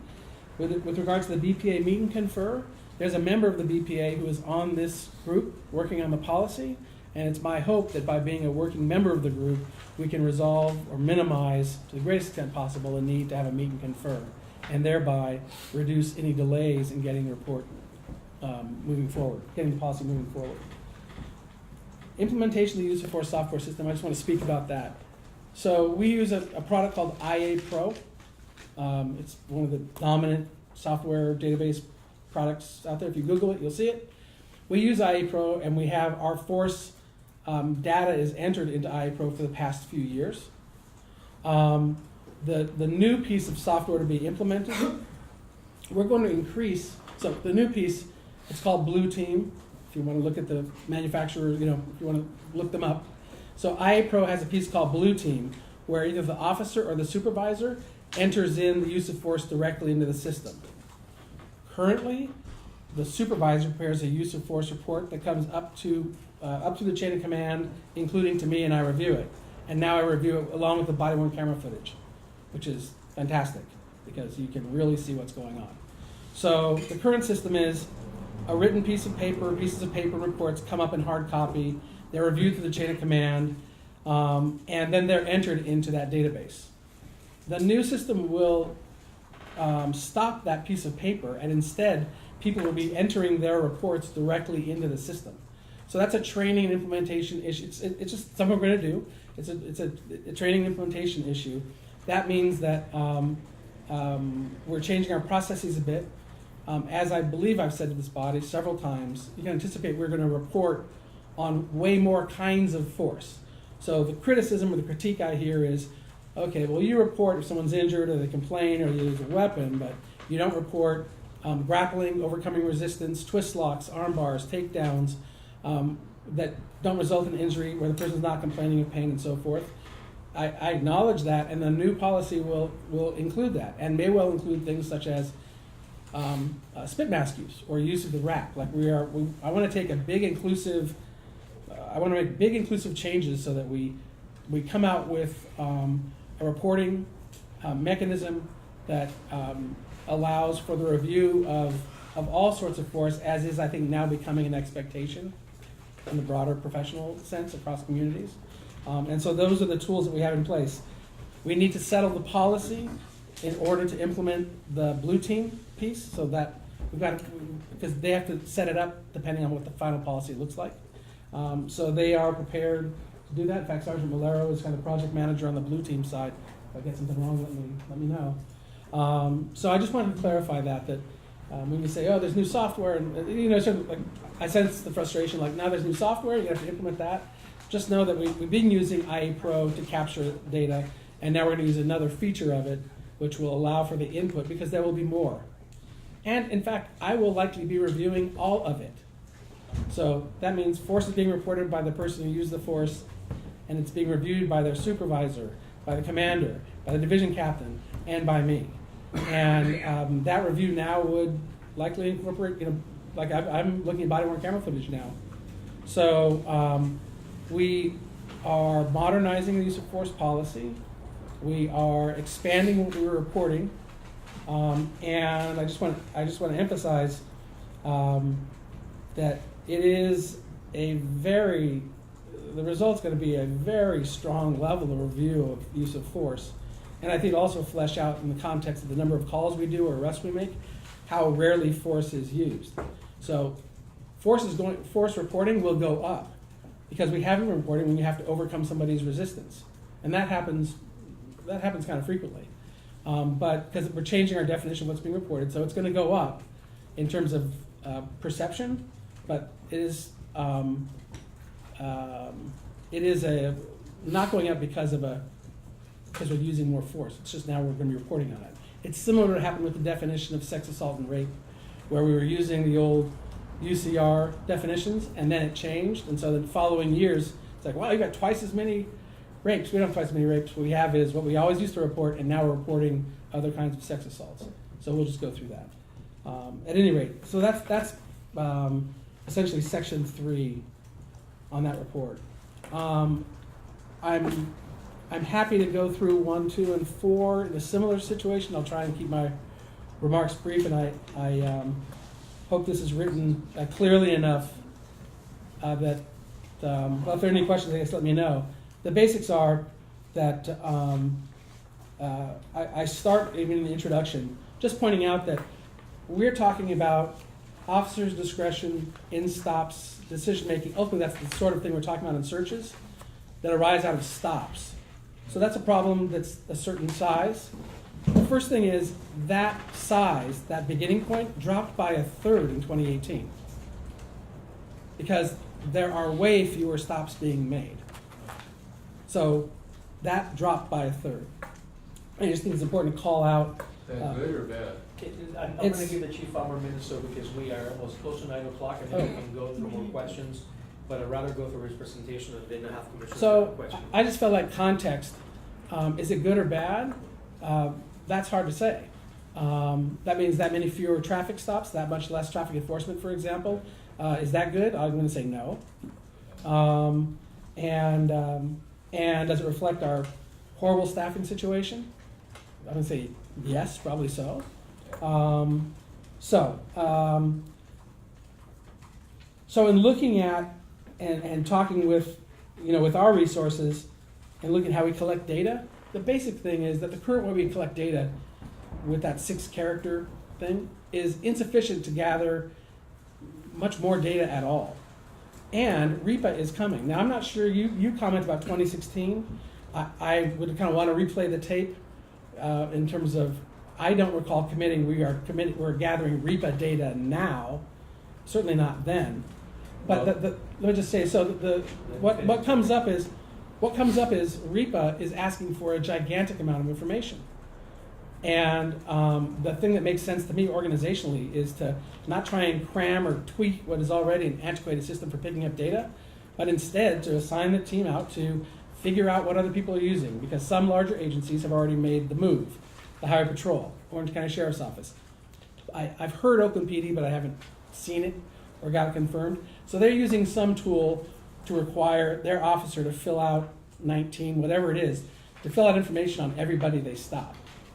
So our group is going to, with both the operational perspective and the technical perspective, go out and learn about what tools they're using to accomplish compliance with REPA and collect that data.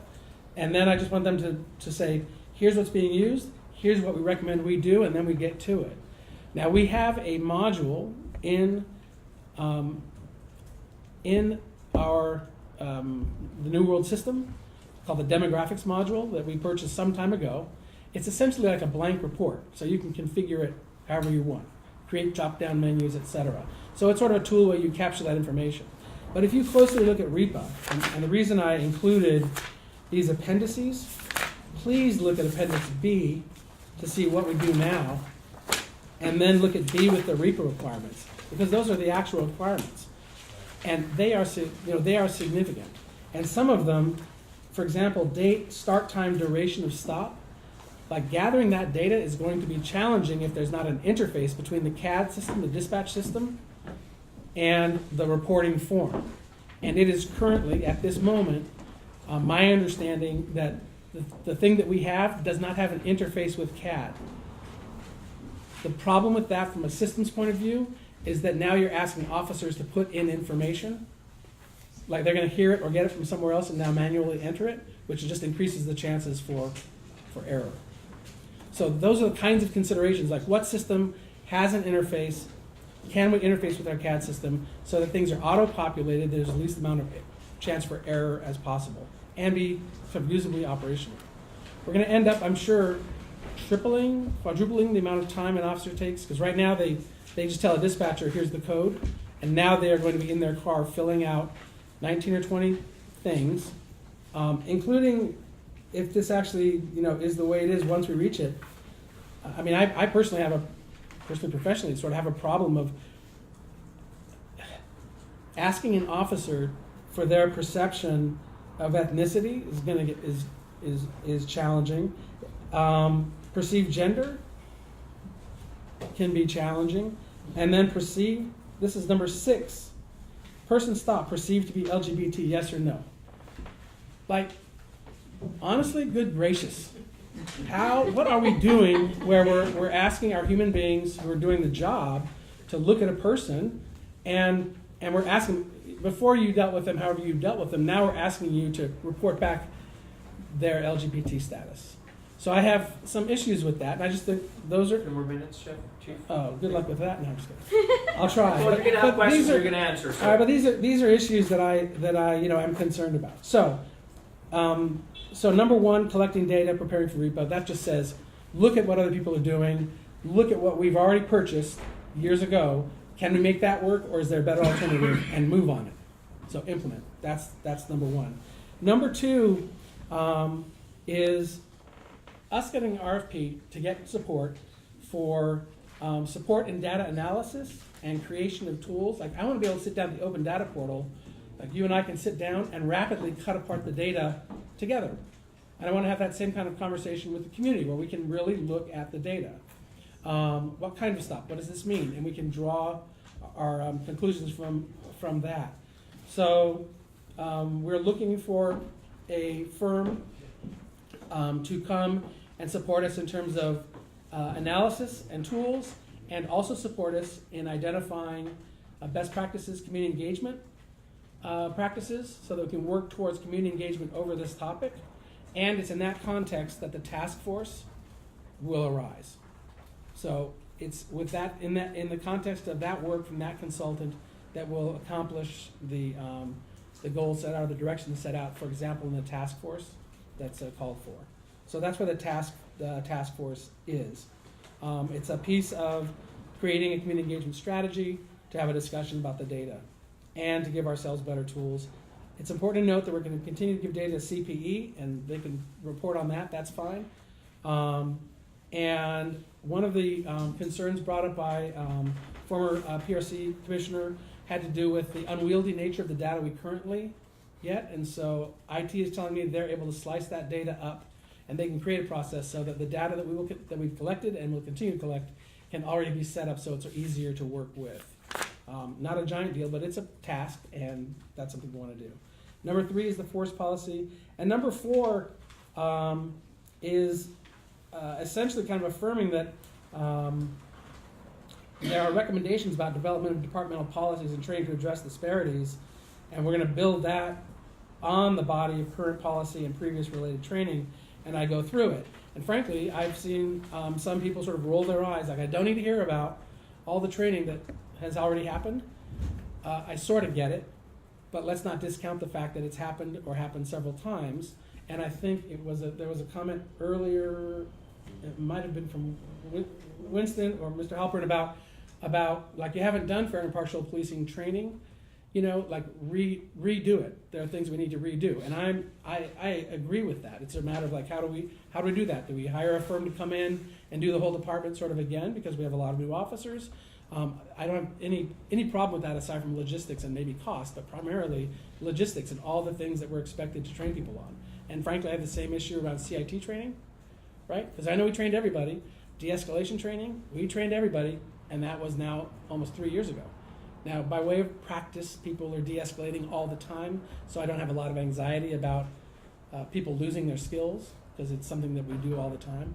But I'm just saying here that what training and policy changes we make just need to be based on data, and an example of that and the kind of input that I'm interested in, it really is peaked. We've had some internal discussions, is about probation and probation parole status and officers breaching that topic with people they've stopped. And so that's very much on my radar, and I have a concern about that. We'll welcome input there. So that's sort of what the item is. And it is a thicket. I've tried to be inclusive. There was a comment of either disappointment or whatever that I've misstated something in these summaries of recommendations. It's possible that it's not due to trying to evade or change things. It's due to the fact that there's a labyrinth of legislative stuff behind all these sets of recommendations, and I'm trying to capture them. I've tried to be very clear about where they came from, so anyone interested can go look at them and give, where I can, give some sense, like, when we do REPA, it's going to capture this, and this. When we do the consultant community engagement, that's how we're going to satisfy, that's how we see satisfying these things. So, thank you for the time, I appreciate it. Thank you, Chief. Yeah, of course. Commissioner Calavita, please. Yeah, so I want to thank Commissioner Roberts too for providing that context and his evaluations of the report. That was a really good start, I think. And so the chief is right that there's racial disparities throughout society. In fact, every institution in American society exhibits racial disparities. And as a sociologist, race and inequality was one of my specialties for 30 years. Study after study shows that whether you're looking at healthcare, whether you're looking at education, whether you're looking at employment decisions, researchers have sent out teams of paired potential employees, one white, one black, exactly the same resume, the employer prefers the white guy. Over and over and over again. In hospitals, they find disparate health care. Every institution. So it would be incredibly surprising if this weren't the case in police departments across America. And there's nothing special about police departments and race. It happens in every institution. But we need to collaborate together to figure out why it happens. Right. And so, this is not an attack on the police department because it reflects the larger society, number one. Number two, for racial profiling to happen in these various institutions, it doesn't have to be deliberate. Mm-hmm. And no one's saying that there's deliberate racism in the department or in these other institutions necessarily. There may be some. But for racial profiling to happen, it doesn't have to be deliberate. And so we need to figure out a way to get inside of it and figure out what are its dynamics and what are its mechanisms. I understand that the chief disagrees about some of these statistics because they're based on the number of residents in Berkeley, and a lot of stops are people coming from Oakland and Richmond, other places. To me, the most revealing statistic in this, and Commissioner Roberts brought this out too, was that among the people stopped, whites are more likely to be found to be engaged in criminal activity. So that particular statistic suggests to me that there might be some non-deliberate profiling going on in the stopping that we have to get inside of somehow. Third, probably the most disappointing thing to me about this report is that a year ago, the City Council mandated that a task force be formed, and that it be formed of people with stakeholders on this issue throughout the community, as well as members of the PRC, the police department, all the different stakeholders. A task force to try to figure out this issue that plagues American society, not just police departments. And why hasn't that happened? That's not, you talk, and rightly so, about the complications of some of these data, and frankly, for someone, a sociologist, it's strange for me to say, but I just feel like in some cases, enough with the data, let's do something, some action, a task force. We know that something is going on, let's figure out what it is and what we can do about it. And that's one of the reasons a week or two or 3 weeks ago, I proposed that we change the way that the police department change the way it does fourth waiver searches, because anecdotally it seems that parole and probation searches are done primarily in the communities of color. That may be one thing that's driving some of these disparities, and I suggested that maybe we revise that policy. That's my minor effort to start doing some action at the same time that we collect all these massive amounts of data with all the new technology. All of that is fine. But meanwhile, we can start doing stuff. And that's what I'd like to see some progress on, and I don't see anything in the report. Well, I mean, I'm banking on getting a consultant, get the resources. Creating a task force as directed is a gigantic logistical task for an organization. The amount of work that it takes to do that, it's not. I don't have to recruit members of a task force and to conduct the entire piece. So it is an amount of work to do when we're prioritizing, for example, body-worn cameras. I hear you on your frustration. I'm hoping that a consultant can come and help us through that to put together a task force and run the task force. With Part of the frustration is that I don't feel a sense of urgency or even that a problem exists. And of course a problem exists. It exists throughout society. Right. And we have to figure it out and with some urgency. And So so I don't sense that. as smart minds as yours and mine are trying to figure this out, I am really trying to stay anchored in sort of the data. Things like, so what do we have our officers do? If they can't, I mean, it's a longer discussion, and actually, which is fine in that sort of task force public setting. What instruction am I to give? There's the training, the classic approach now for implicit bias, and trying to work out like why are there these discrepancies, is to train on implicit bias, which are great trainings. And even better to me in a diverse department, when people of color, we have a diverse department, and people have shared experiences off duty, just that I've experienced, especially African American males. Like, we got guys whose names you would know, who have been stopped, and have been stopped like not that long ago. Where you really feel that kind of burden, like, man. Well, I'm just saying. So there's shared experience, and I think people are sensitive to that, and that training is one way to approach it. In terms of searches, I think the reason for the search needs to be understood. What is the data about race and ethnicity in terms of people on probation who are searchable and on parole who are searchable? I'm guessing gigantic disproportionality of people of color. And so officers, so then, for example, the conversation becomes, by policy, how do we approach the fact that when a person is on probation and they've given up Fourth Amendment rights so they can have their freedom, which is the way it's supposedly built, that the police sort of, in effect, are an enforcement arm of that. So when they stop somebody and they determine they're on probation with a search clause, setting aside the issue of how the officer talks to them about that, like asking right away or discovering through a records check, set that aside. Then they find out a person's on probation with a search clause, and the officer elects to exercise the search clause. I understand. And finds nothing.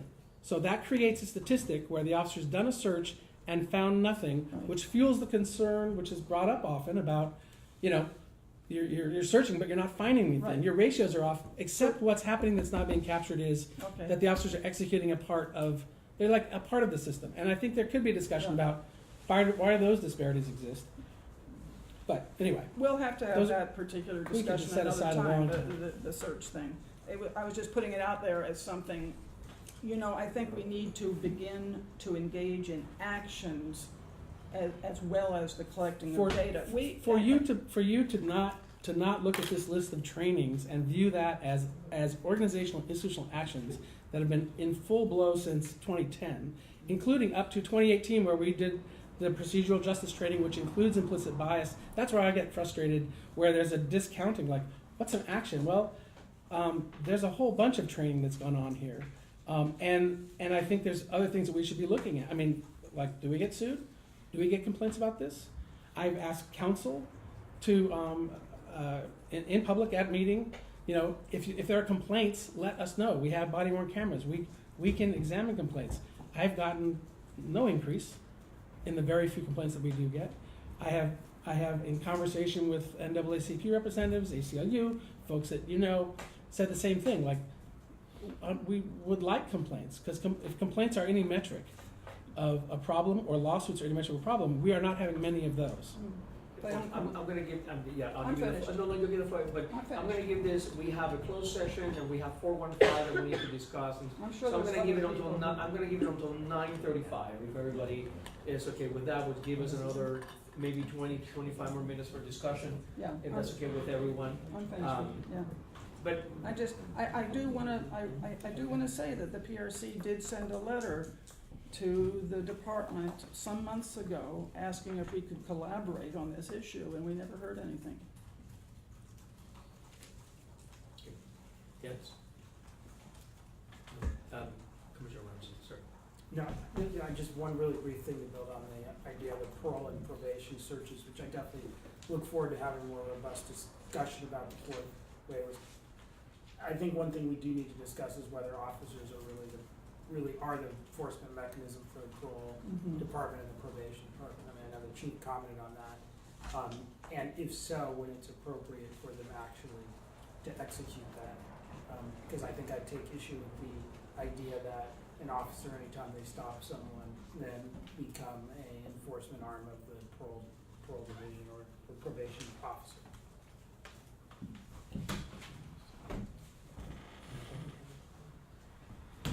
And so I'll just add something really quickly. I think what you're getting from us, Chief, and listen, I'm with you in terms of the concerns about how do you do the perception of ethnicity, gender, and sexual orientation. And we have this discussion. I think that the law, and I was there when these conversations were happening at Sacramento level. The conversations were whether police officers were there having an evaluation of whether they can have a perception of who the person is.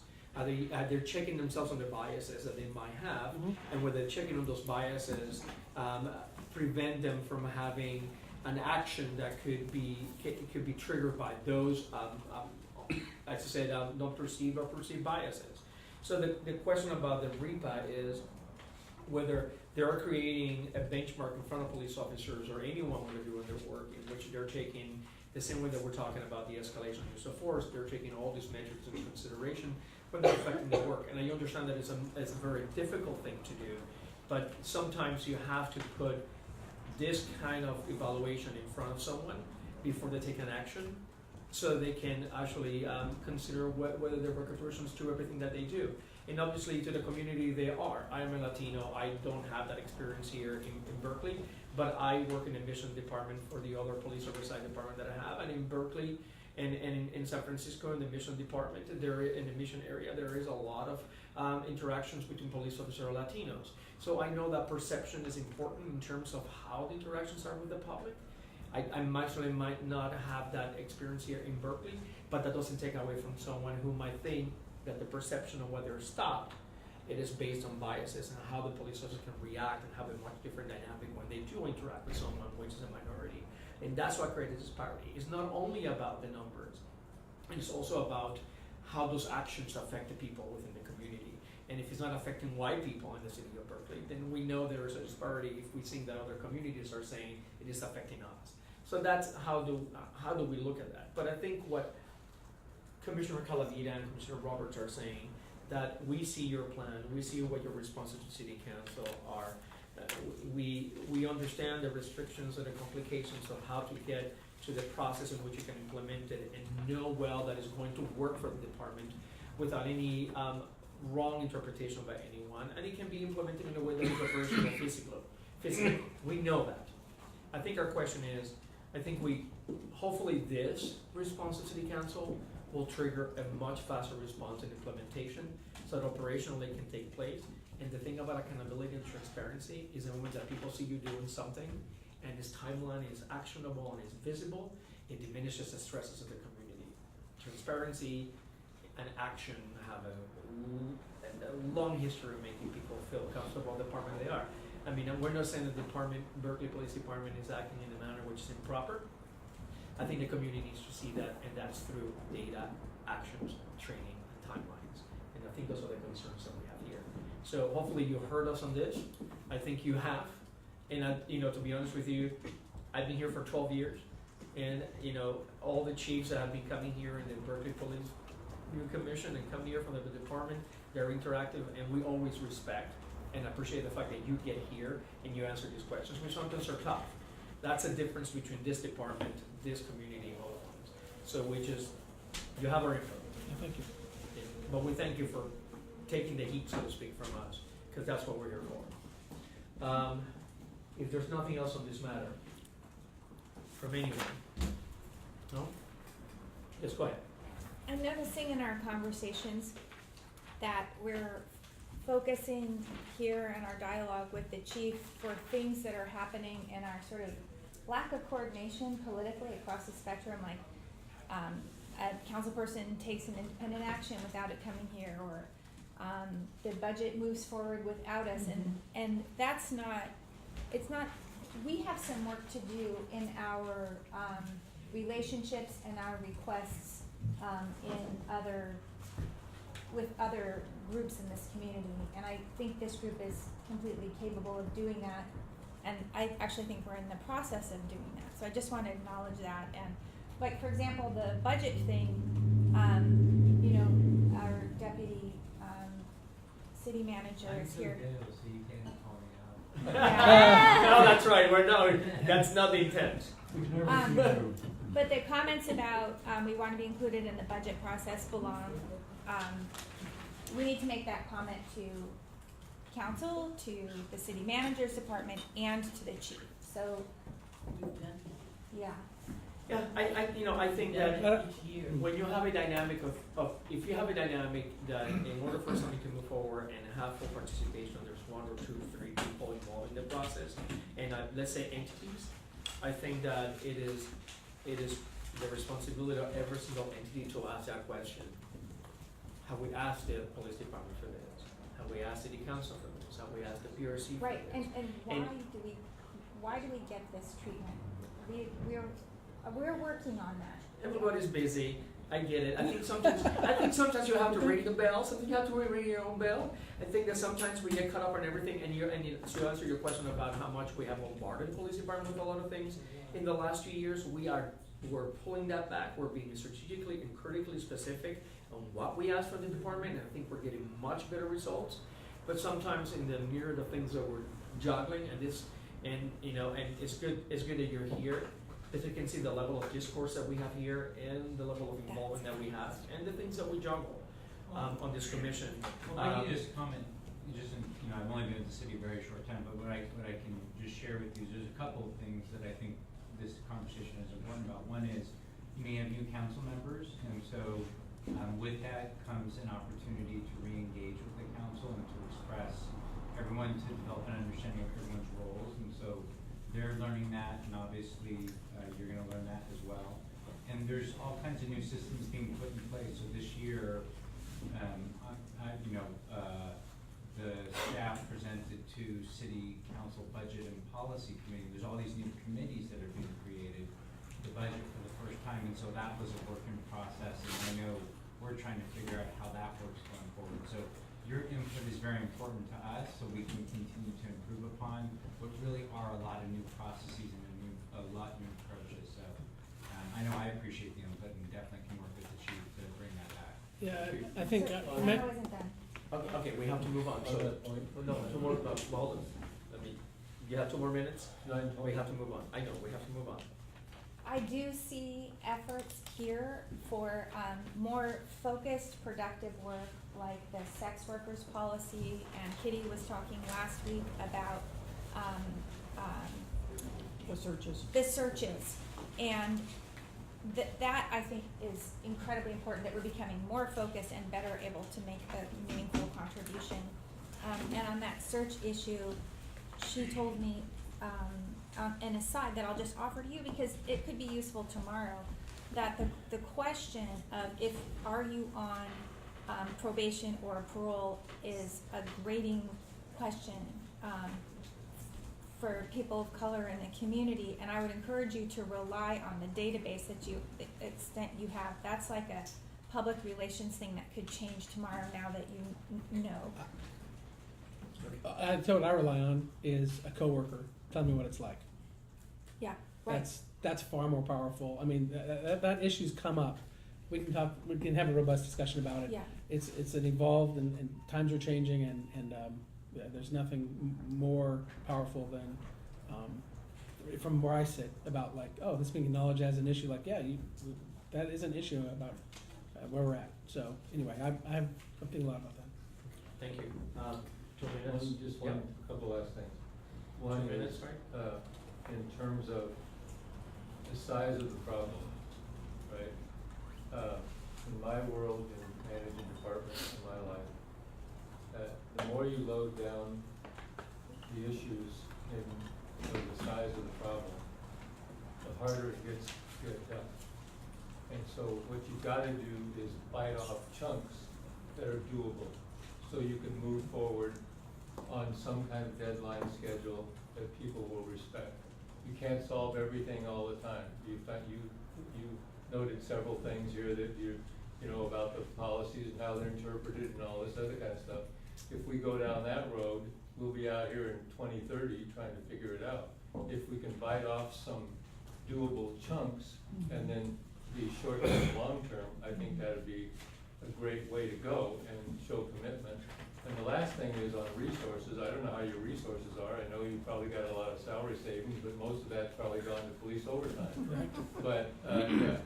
So, but I'd go to the city manager and say, hey, this is a priority. I need to either get more resources, or maybe you can give me 2 people from that department, 2 people from this department. They can be crunching numbers for 6 months or something like that, and I can dig myself out. I mean, it would be a strategy. I mean, it's a city priority. It's not just your problem. But in the final analysis, even though things are really complex, and I understand that, we're looking to you for leadership to help us get through it, and we'll support that in an effort. But we need some guidance and some commitment from you to make it happen. Thank you, Chief. Appreciate it. We're gonna move on to new business 10A. I'd like to float the idea of doing 10A and C at the same time, not all together, but do 10A and then jump to 10C before we go to 10B. Does anybody have a concern about that, since it's all lexicol oriented? So, no one has a problem with 10A, then 10C? Okay. We're on 10A, so new business, 10A. Review lexible policy 415, immigration law. The chief wanted to move this up to, so moving forward. So as a background information, the lexical subcommittee sat today with Captain O'Leary and with Dr. Spielman, and we reviewed the lexible policy 415, which has been part of your packet, I believe, Ms. Lee? 13. So, you know, we are looking for commentary, concerns, comments, questions, concerns, so that we can do an up and down vote on approval of this lexical policy. I'm sorry, Chair, did you say the subcommittee approved? Yes, the subcommittee approved on the reading and discussion with the captain and the sergeant from standards, the 415.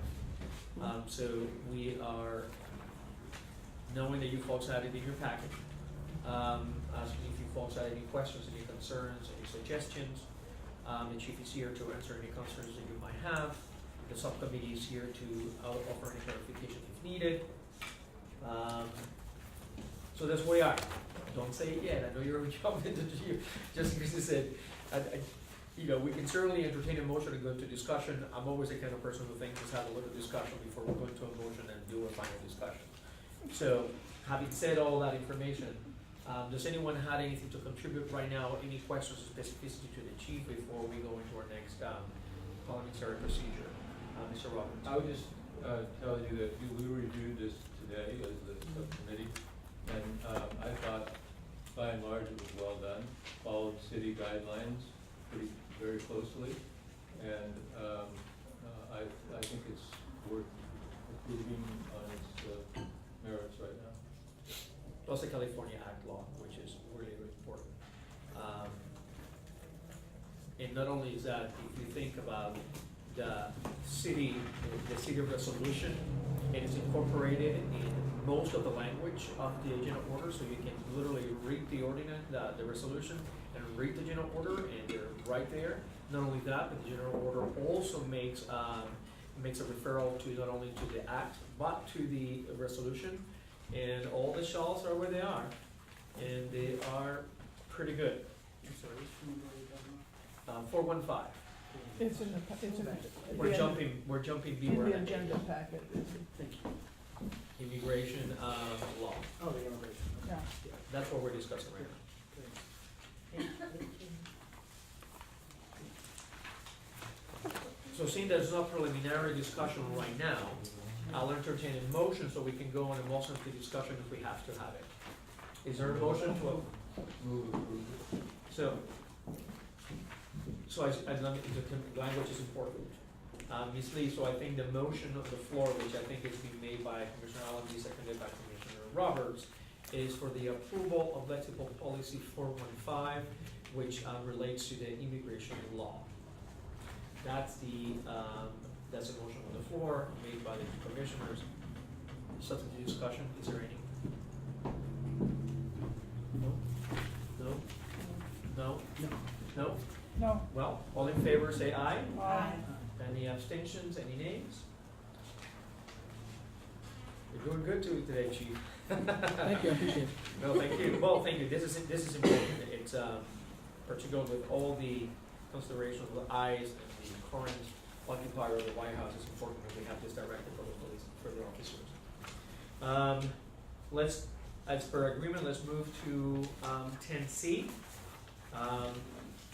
Review of lexical policy 316, missing persons, 321, standards of conduct, 325, subpoenas and court appearances, 418, which is based on city council resolution, obtaining air support. As a little bit of background here, the obtaining air support came back to us once it went back to the subcommittee to make sure that the wording from the resolution was specific and the chain of command of asking for permission to use air support and under which conditions that air support could be granted. To go to the city manager as the first person in the absence of the city manager per city council resolution, to the chief of police.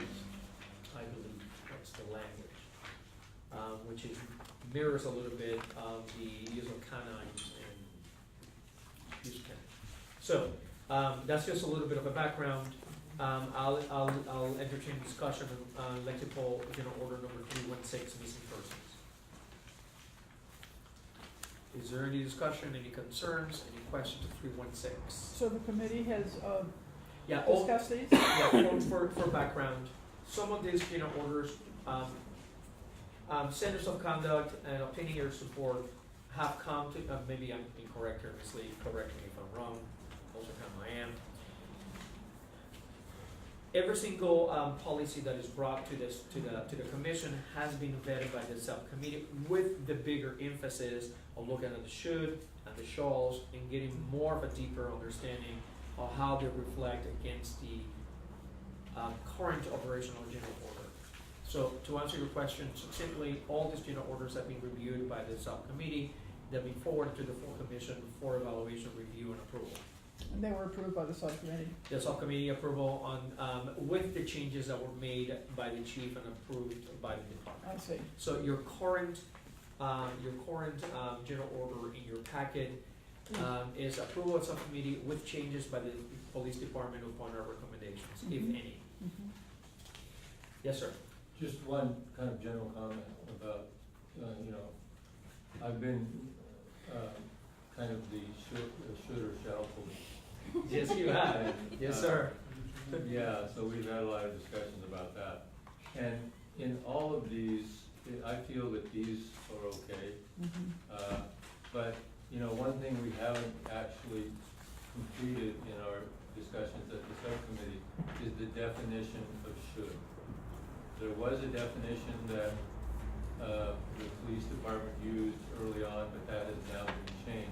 And the definition of should, I'm not suggesting we debate this tonight, but because we it's not, should that's look not, at that's this. not the agenda subject right now. We Hold up should. now. We had this discussion already when we appointed you to make sure that the changes of the should and shall, as they refer to the definition that was going to be used on the review of the general orders, was something that was a new approval. That's why we appointed you. But having said that, this is not part of the discussion. The discussion right now is the approval of the general orders, not to get into conversation on should and shall. Well, it bears on them because there's shoulds and shalls. Yeah, it bears on it if there's a change that you need to make and a concern of a specific sentence, not on the definition of should and shall as it relates to the evaluation. That's not on the agenda today. The agenda item is not a review and discussion of definition of should and shall as it relates to the evaluation of lexical policies. That's not the agenda item. But you I have can no- give you some How leeway. could that be I'm related just saying, to well, documentation? that's not in the agenda for the folks to know the discussion today. I certainly can give you some leeway on it, but I have for the public and for transparency, I have to say that's not how it's written on the agenda, so I'm very concerned of discussing something that's not Okay, well, I guess I'll have to explicitly written. clarify that for you at a later date. But we can agendize it, we can, would you like to agendize that, we can certainly adjust it as an information topic, we can have the conversation pretty quickly, people get an understanding. I guess if that's what we would have to do. Yes, sir. I don't know why you can't Sure. talk about it in the context of the It's policy. not that, Okay. you can, as it relates to a specific item on the, What I on the prefer policy. to do is wait till we finish our discussions as a subcommittee on this, and then bring it forward. would you assist us on that timeline, so that you have an internal clock, and then we can set it? For what I we're here would say now. at our next meeting, we should resolve it. Great. We didn't have time today. So Ms. Lee- Flexible, Yeah. agenda, Next, should. next Yeah. flexible, yeah. Okay. So questions on lexical general order 316, missing persons, are there any at this time? I'm assuming that the commissioners would like to do these general orders one at a time, is that correct? I would like to vote on them as a packet if the subcommittee has found them, has approved them. I don't need to go one by one. So would I, but I wanna make sure that every single commissioner here who is present has an understanding of what that is, that we're going to bypass individual discussion and approve them as a whole. If there is a concern about it, let's have a discussion. Okay. No, It's Commissioner Ramsey, Commissioner Roberts, and myself. So if there is no objection to doing that, I will entertain a motion to accept the lexical general order number 316, 321, 325, and 418 as in the packet for approval and submission to the Berkeley Police Department. Is there a motion on that? I move so. Moved by Commissioner Calaveri, second by Commissioner Allenby. Is there any further discussion? Seeing as there is none, all in favor say aye. Aye. Any abstentions or nays? None. Okay, Ms. Lee, do you think we have enough time today to go through 10B? You only need maybe 5 minutes for closed session, but I still think 20 minutes might not be enough. We also have public comment. Yeah, we haven't had it that long to review. Isn't that the stuff you sent us today? Oh, it's Or yesterday? I handed it out tonight, it's under the SB 233. Okay. I haven't actually reviewed all the details. Okay, yeah. So I think that maybe there's one or two or three of us who think we need a little more time for the next meeting, so we can Good, do this one with the other one. yeah. So obviously, if there isn't, and it's unfortunate because we have input from the community today, but at least we have input from the community on this. So we can postpone it to the next agenda item, so 9B moves to all business with the same thing as 9A. So 9A and 10B move to all business for the next agenda. Ms. Lee, Yes. is that okay? Great. Okay, announcement, attachments, communications are all attached. Does anybody have an announcement, an attachment, or communication they'd like to have? Seeing there's none, public comment? Yes, sir, please. Yes, I have a comment to make. I just want to say that it's true to me that the BPD is doing excellent work, but it's also true that there's racial disparity in society, and I'm here to have this discussion. So as someone disparaged, I would say that's a real word, I need to continue, or we need to continue, bringing it out in the open whenever we can that disparity is happening. It's like promoting diversity. Change doesn't happen by itself. We all need to work at making things more equitable. Moving ahead, we're all looking forward to Chief Greenwood's report on June the 3rd to the community, and I'd like to invite all of you to please join in and come to that for a step moving forward.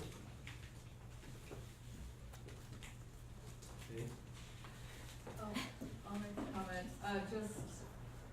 just on the general issue of data. I think it's okay to comment, but we've been talking a lot about data, and I do definitely appreciate the data that is available on the portal.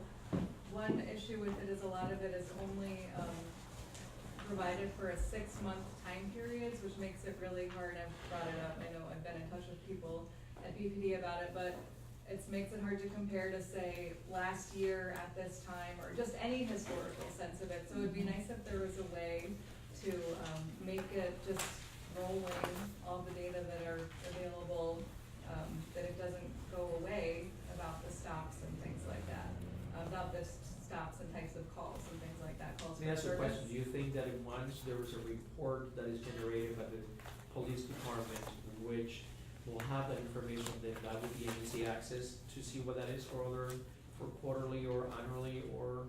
I don't know what it's gonna look like, so as long as Because it's, the portal might not be able to have that, so it Yeah. might be an impossibility. yeah, I'm not sure what the portal can, but I think there's a lot of other data in that portal that isn't time limited. I know part of it may be the crime mapping limitation of 180 days or whatever. I'm just making the request if it's possible to have it longer historical data available. And then also, I think I mentioned before, like OPD, which may use a totally different system. When you go onto their site, you can see armed versus unarmed. You can see if there's like been a shooting. Like you can't just look at BPD's data and see this was a shooting because it's a different code, the way it's coded. So just really hoping for, as we improve the data, more clarity on and transparency on some of those things as part of the conversation. No, I can only speak Thank for you. public comment, just one clarification. Anyone else for public comment? Yes, sir, please. Picking up something you saw last week, it's frequently referred to about the staffing challenges that BPD has had. And I called your attention to this red line at the top, which is 181, the authorized force size that the City Council has approved. And you can see from the trend of the last 2 years how far we have been away from that. And I commend the chief and the department for trying to get back up to its current 161. I'll just say, as a citizen out here, when it sank down to 153, I was seriously concerned about, frankly, the ongoing integrity of the department, because what happens when you do that is something the chief presented to the budget process, the overtime that is being demanded of officers. And what you see here is over the past 3 years, the gray is the planned or budgeted amount of overtime, and the yellow is the amount that was actually delivered. That's 2.5 to 3 times as much as was planned over these past 3 fiscal years. Working the police that hard through the events, say, of 2017 and beyond, is a recipe for problems. And so I understand the impatience with these long-standing, important things that need to be done. But frankly, as someone sitting in the cheap seats here, I think that taking care of this business has to trump other concerns, even as important as they are. As far as the question about the budget, here's your chance to learn what was presented. So this is a tiny URL, and you can simply go to Budget BPD 2020. It'll take you to the city webpage where the budget presentation the chief gave 3 weeks ago in the full dress rehearsal of here's what our department's about. There won't be the words, it's not on video apparently, but you can at least discover some of these graphs that I've been showing you, and you can see what sorts of things they want to do with the department. And just to, spoiler alert, investigations, bike patrols, traffic enforcement, things that there's a lot of demand for among citizens out there in the community. Finally, just one last little thing. I'm sympathetic to the concern of enough with the data, time for action. Frankly, I sometimes run into situations where someone says, well, if we just collect data, then we can do something. I don't feel that this is a time to view data as a pretext. I think, the notion of ready, aim, fire is better than ready, fire, aim. I think at this point, knowing what the scope of the problem is will help define what is a really intractable, long-standing problem pervasive throughout society. I guess that's a long-winded way of saying that this commission could actually help with that process.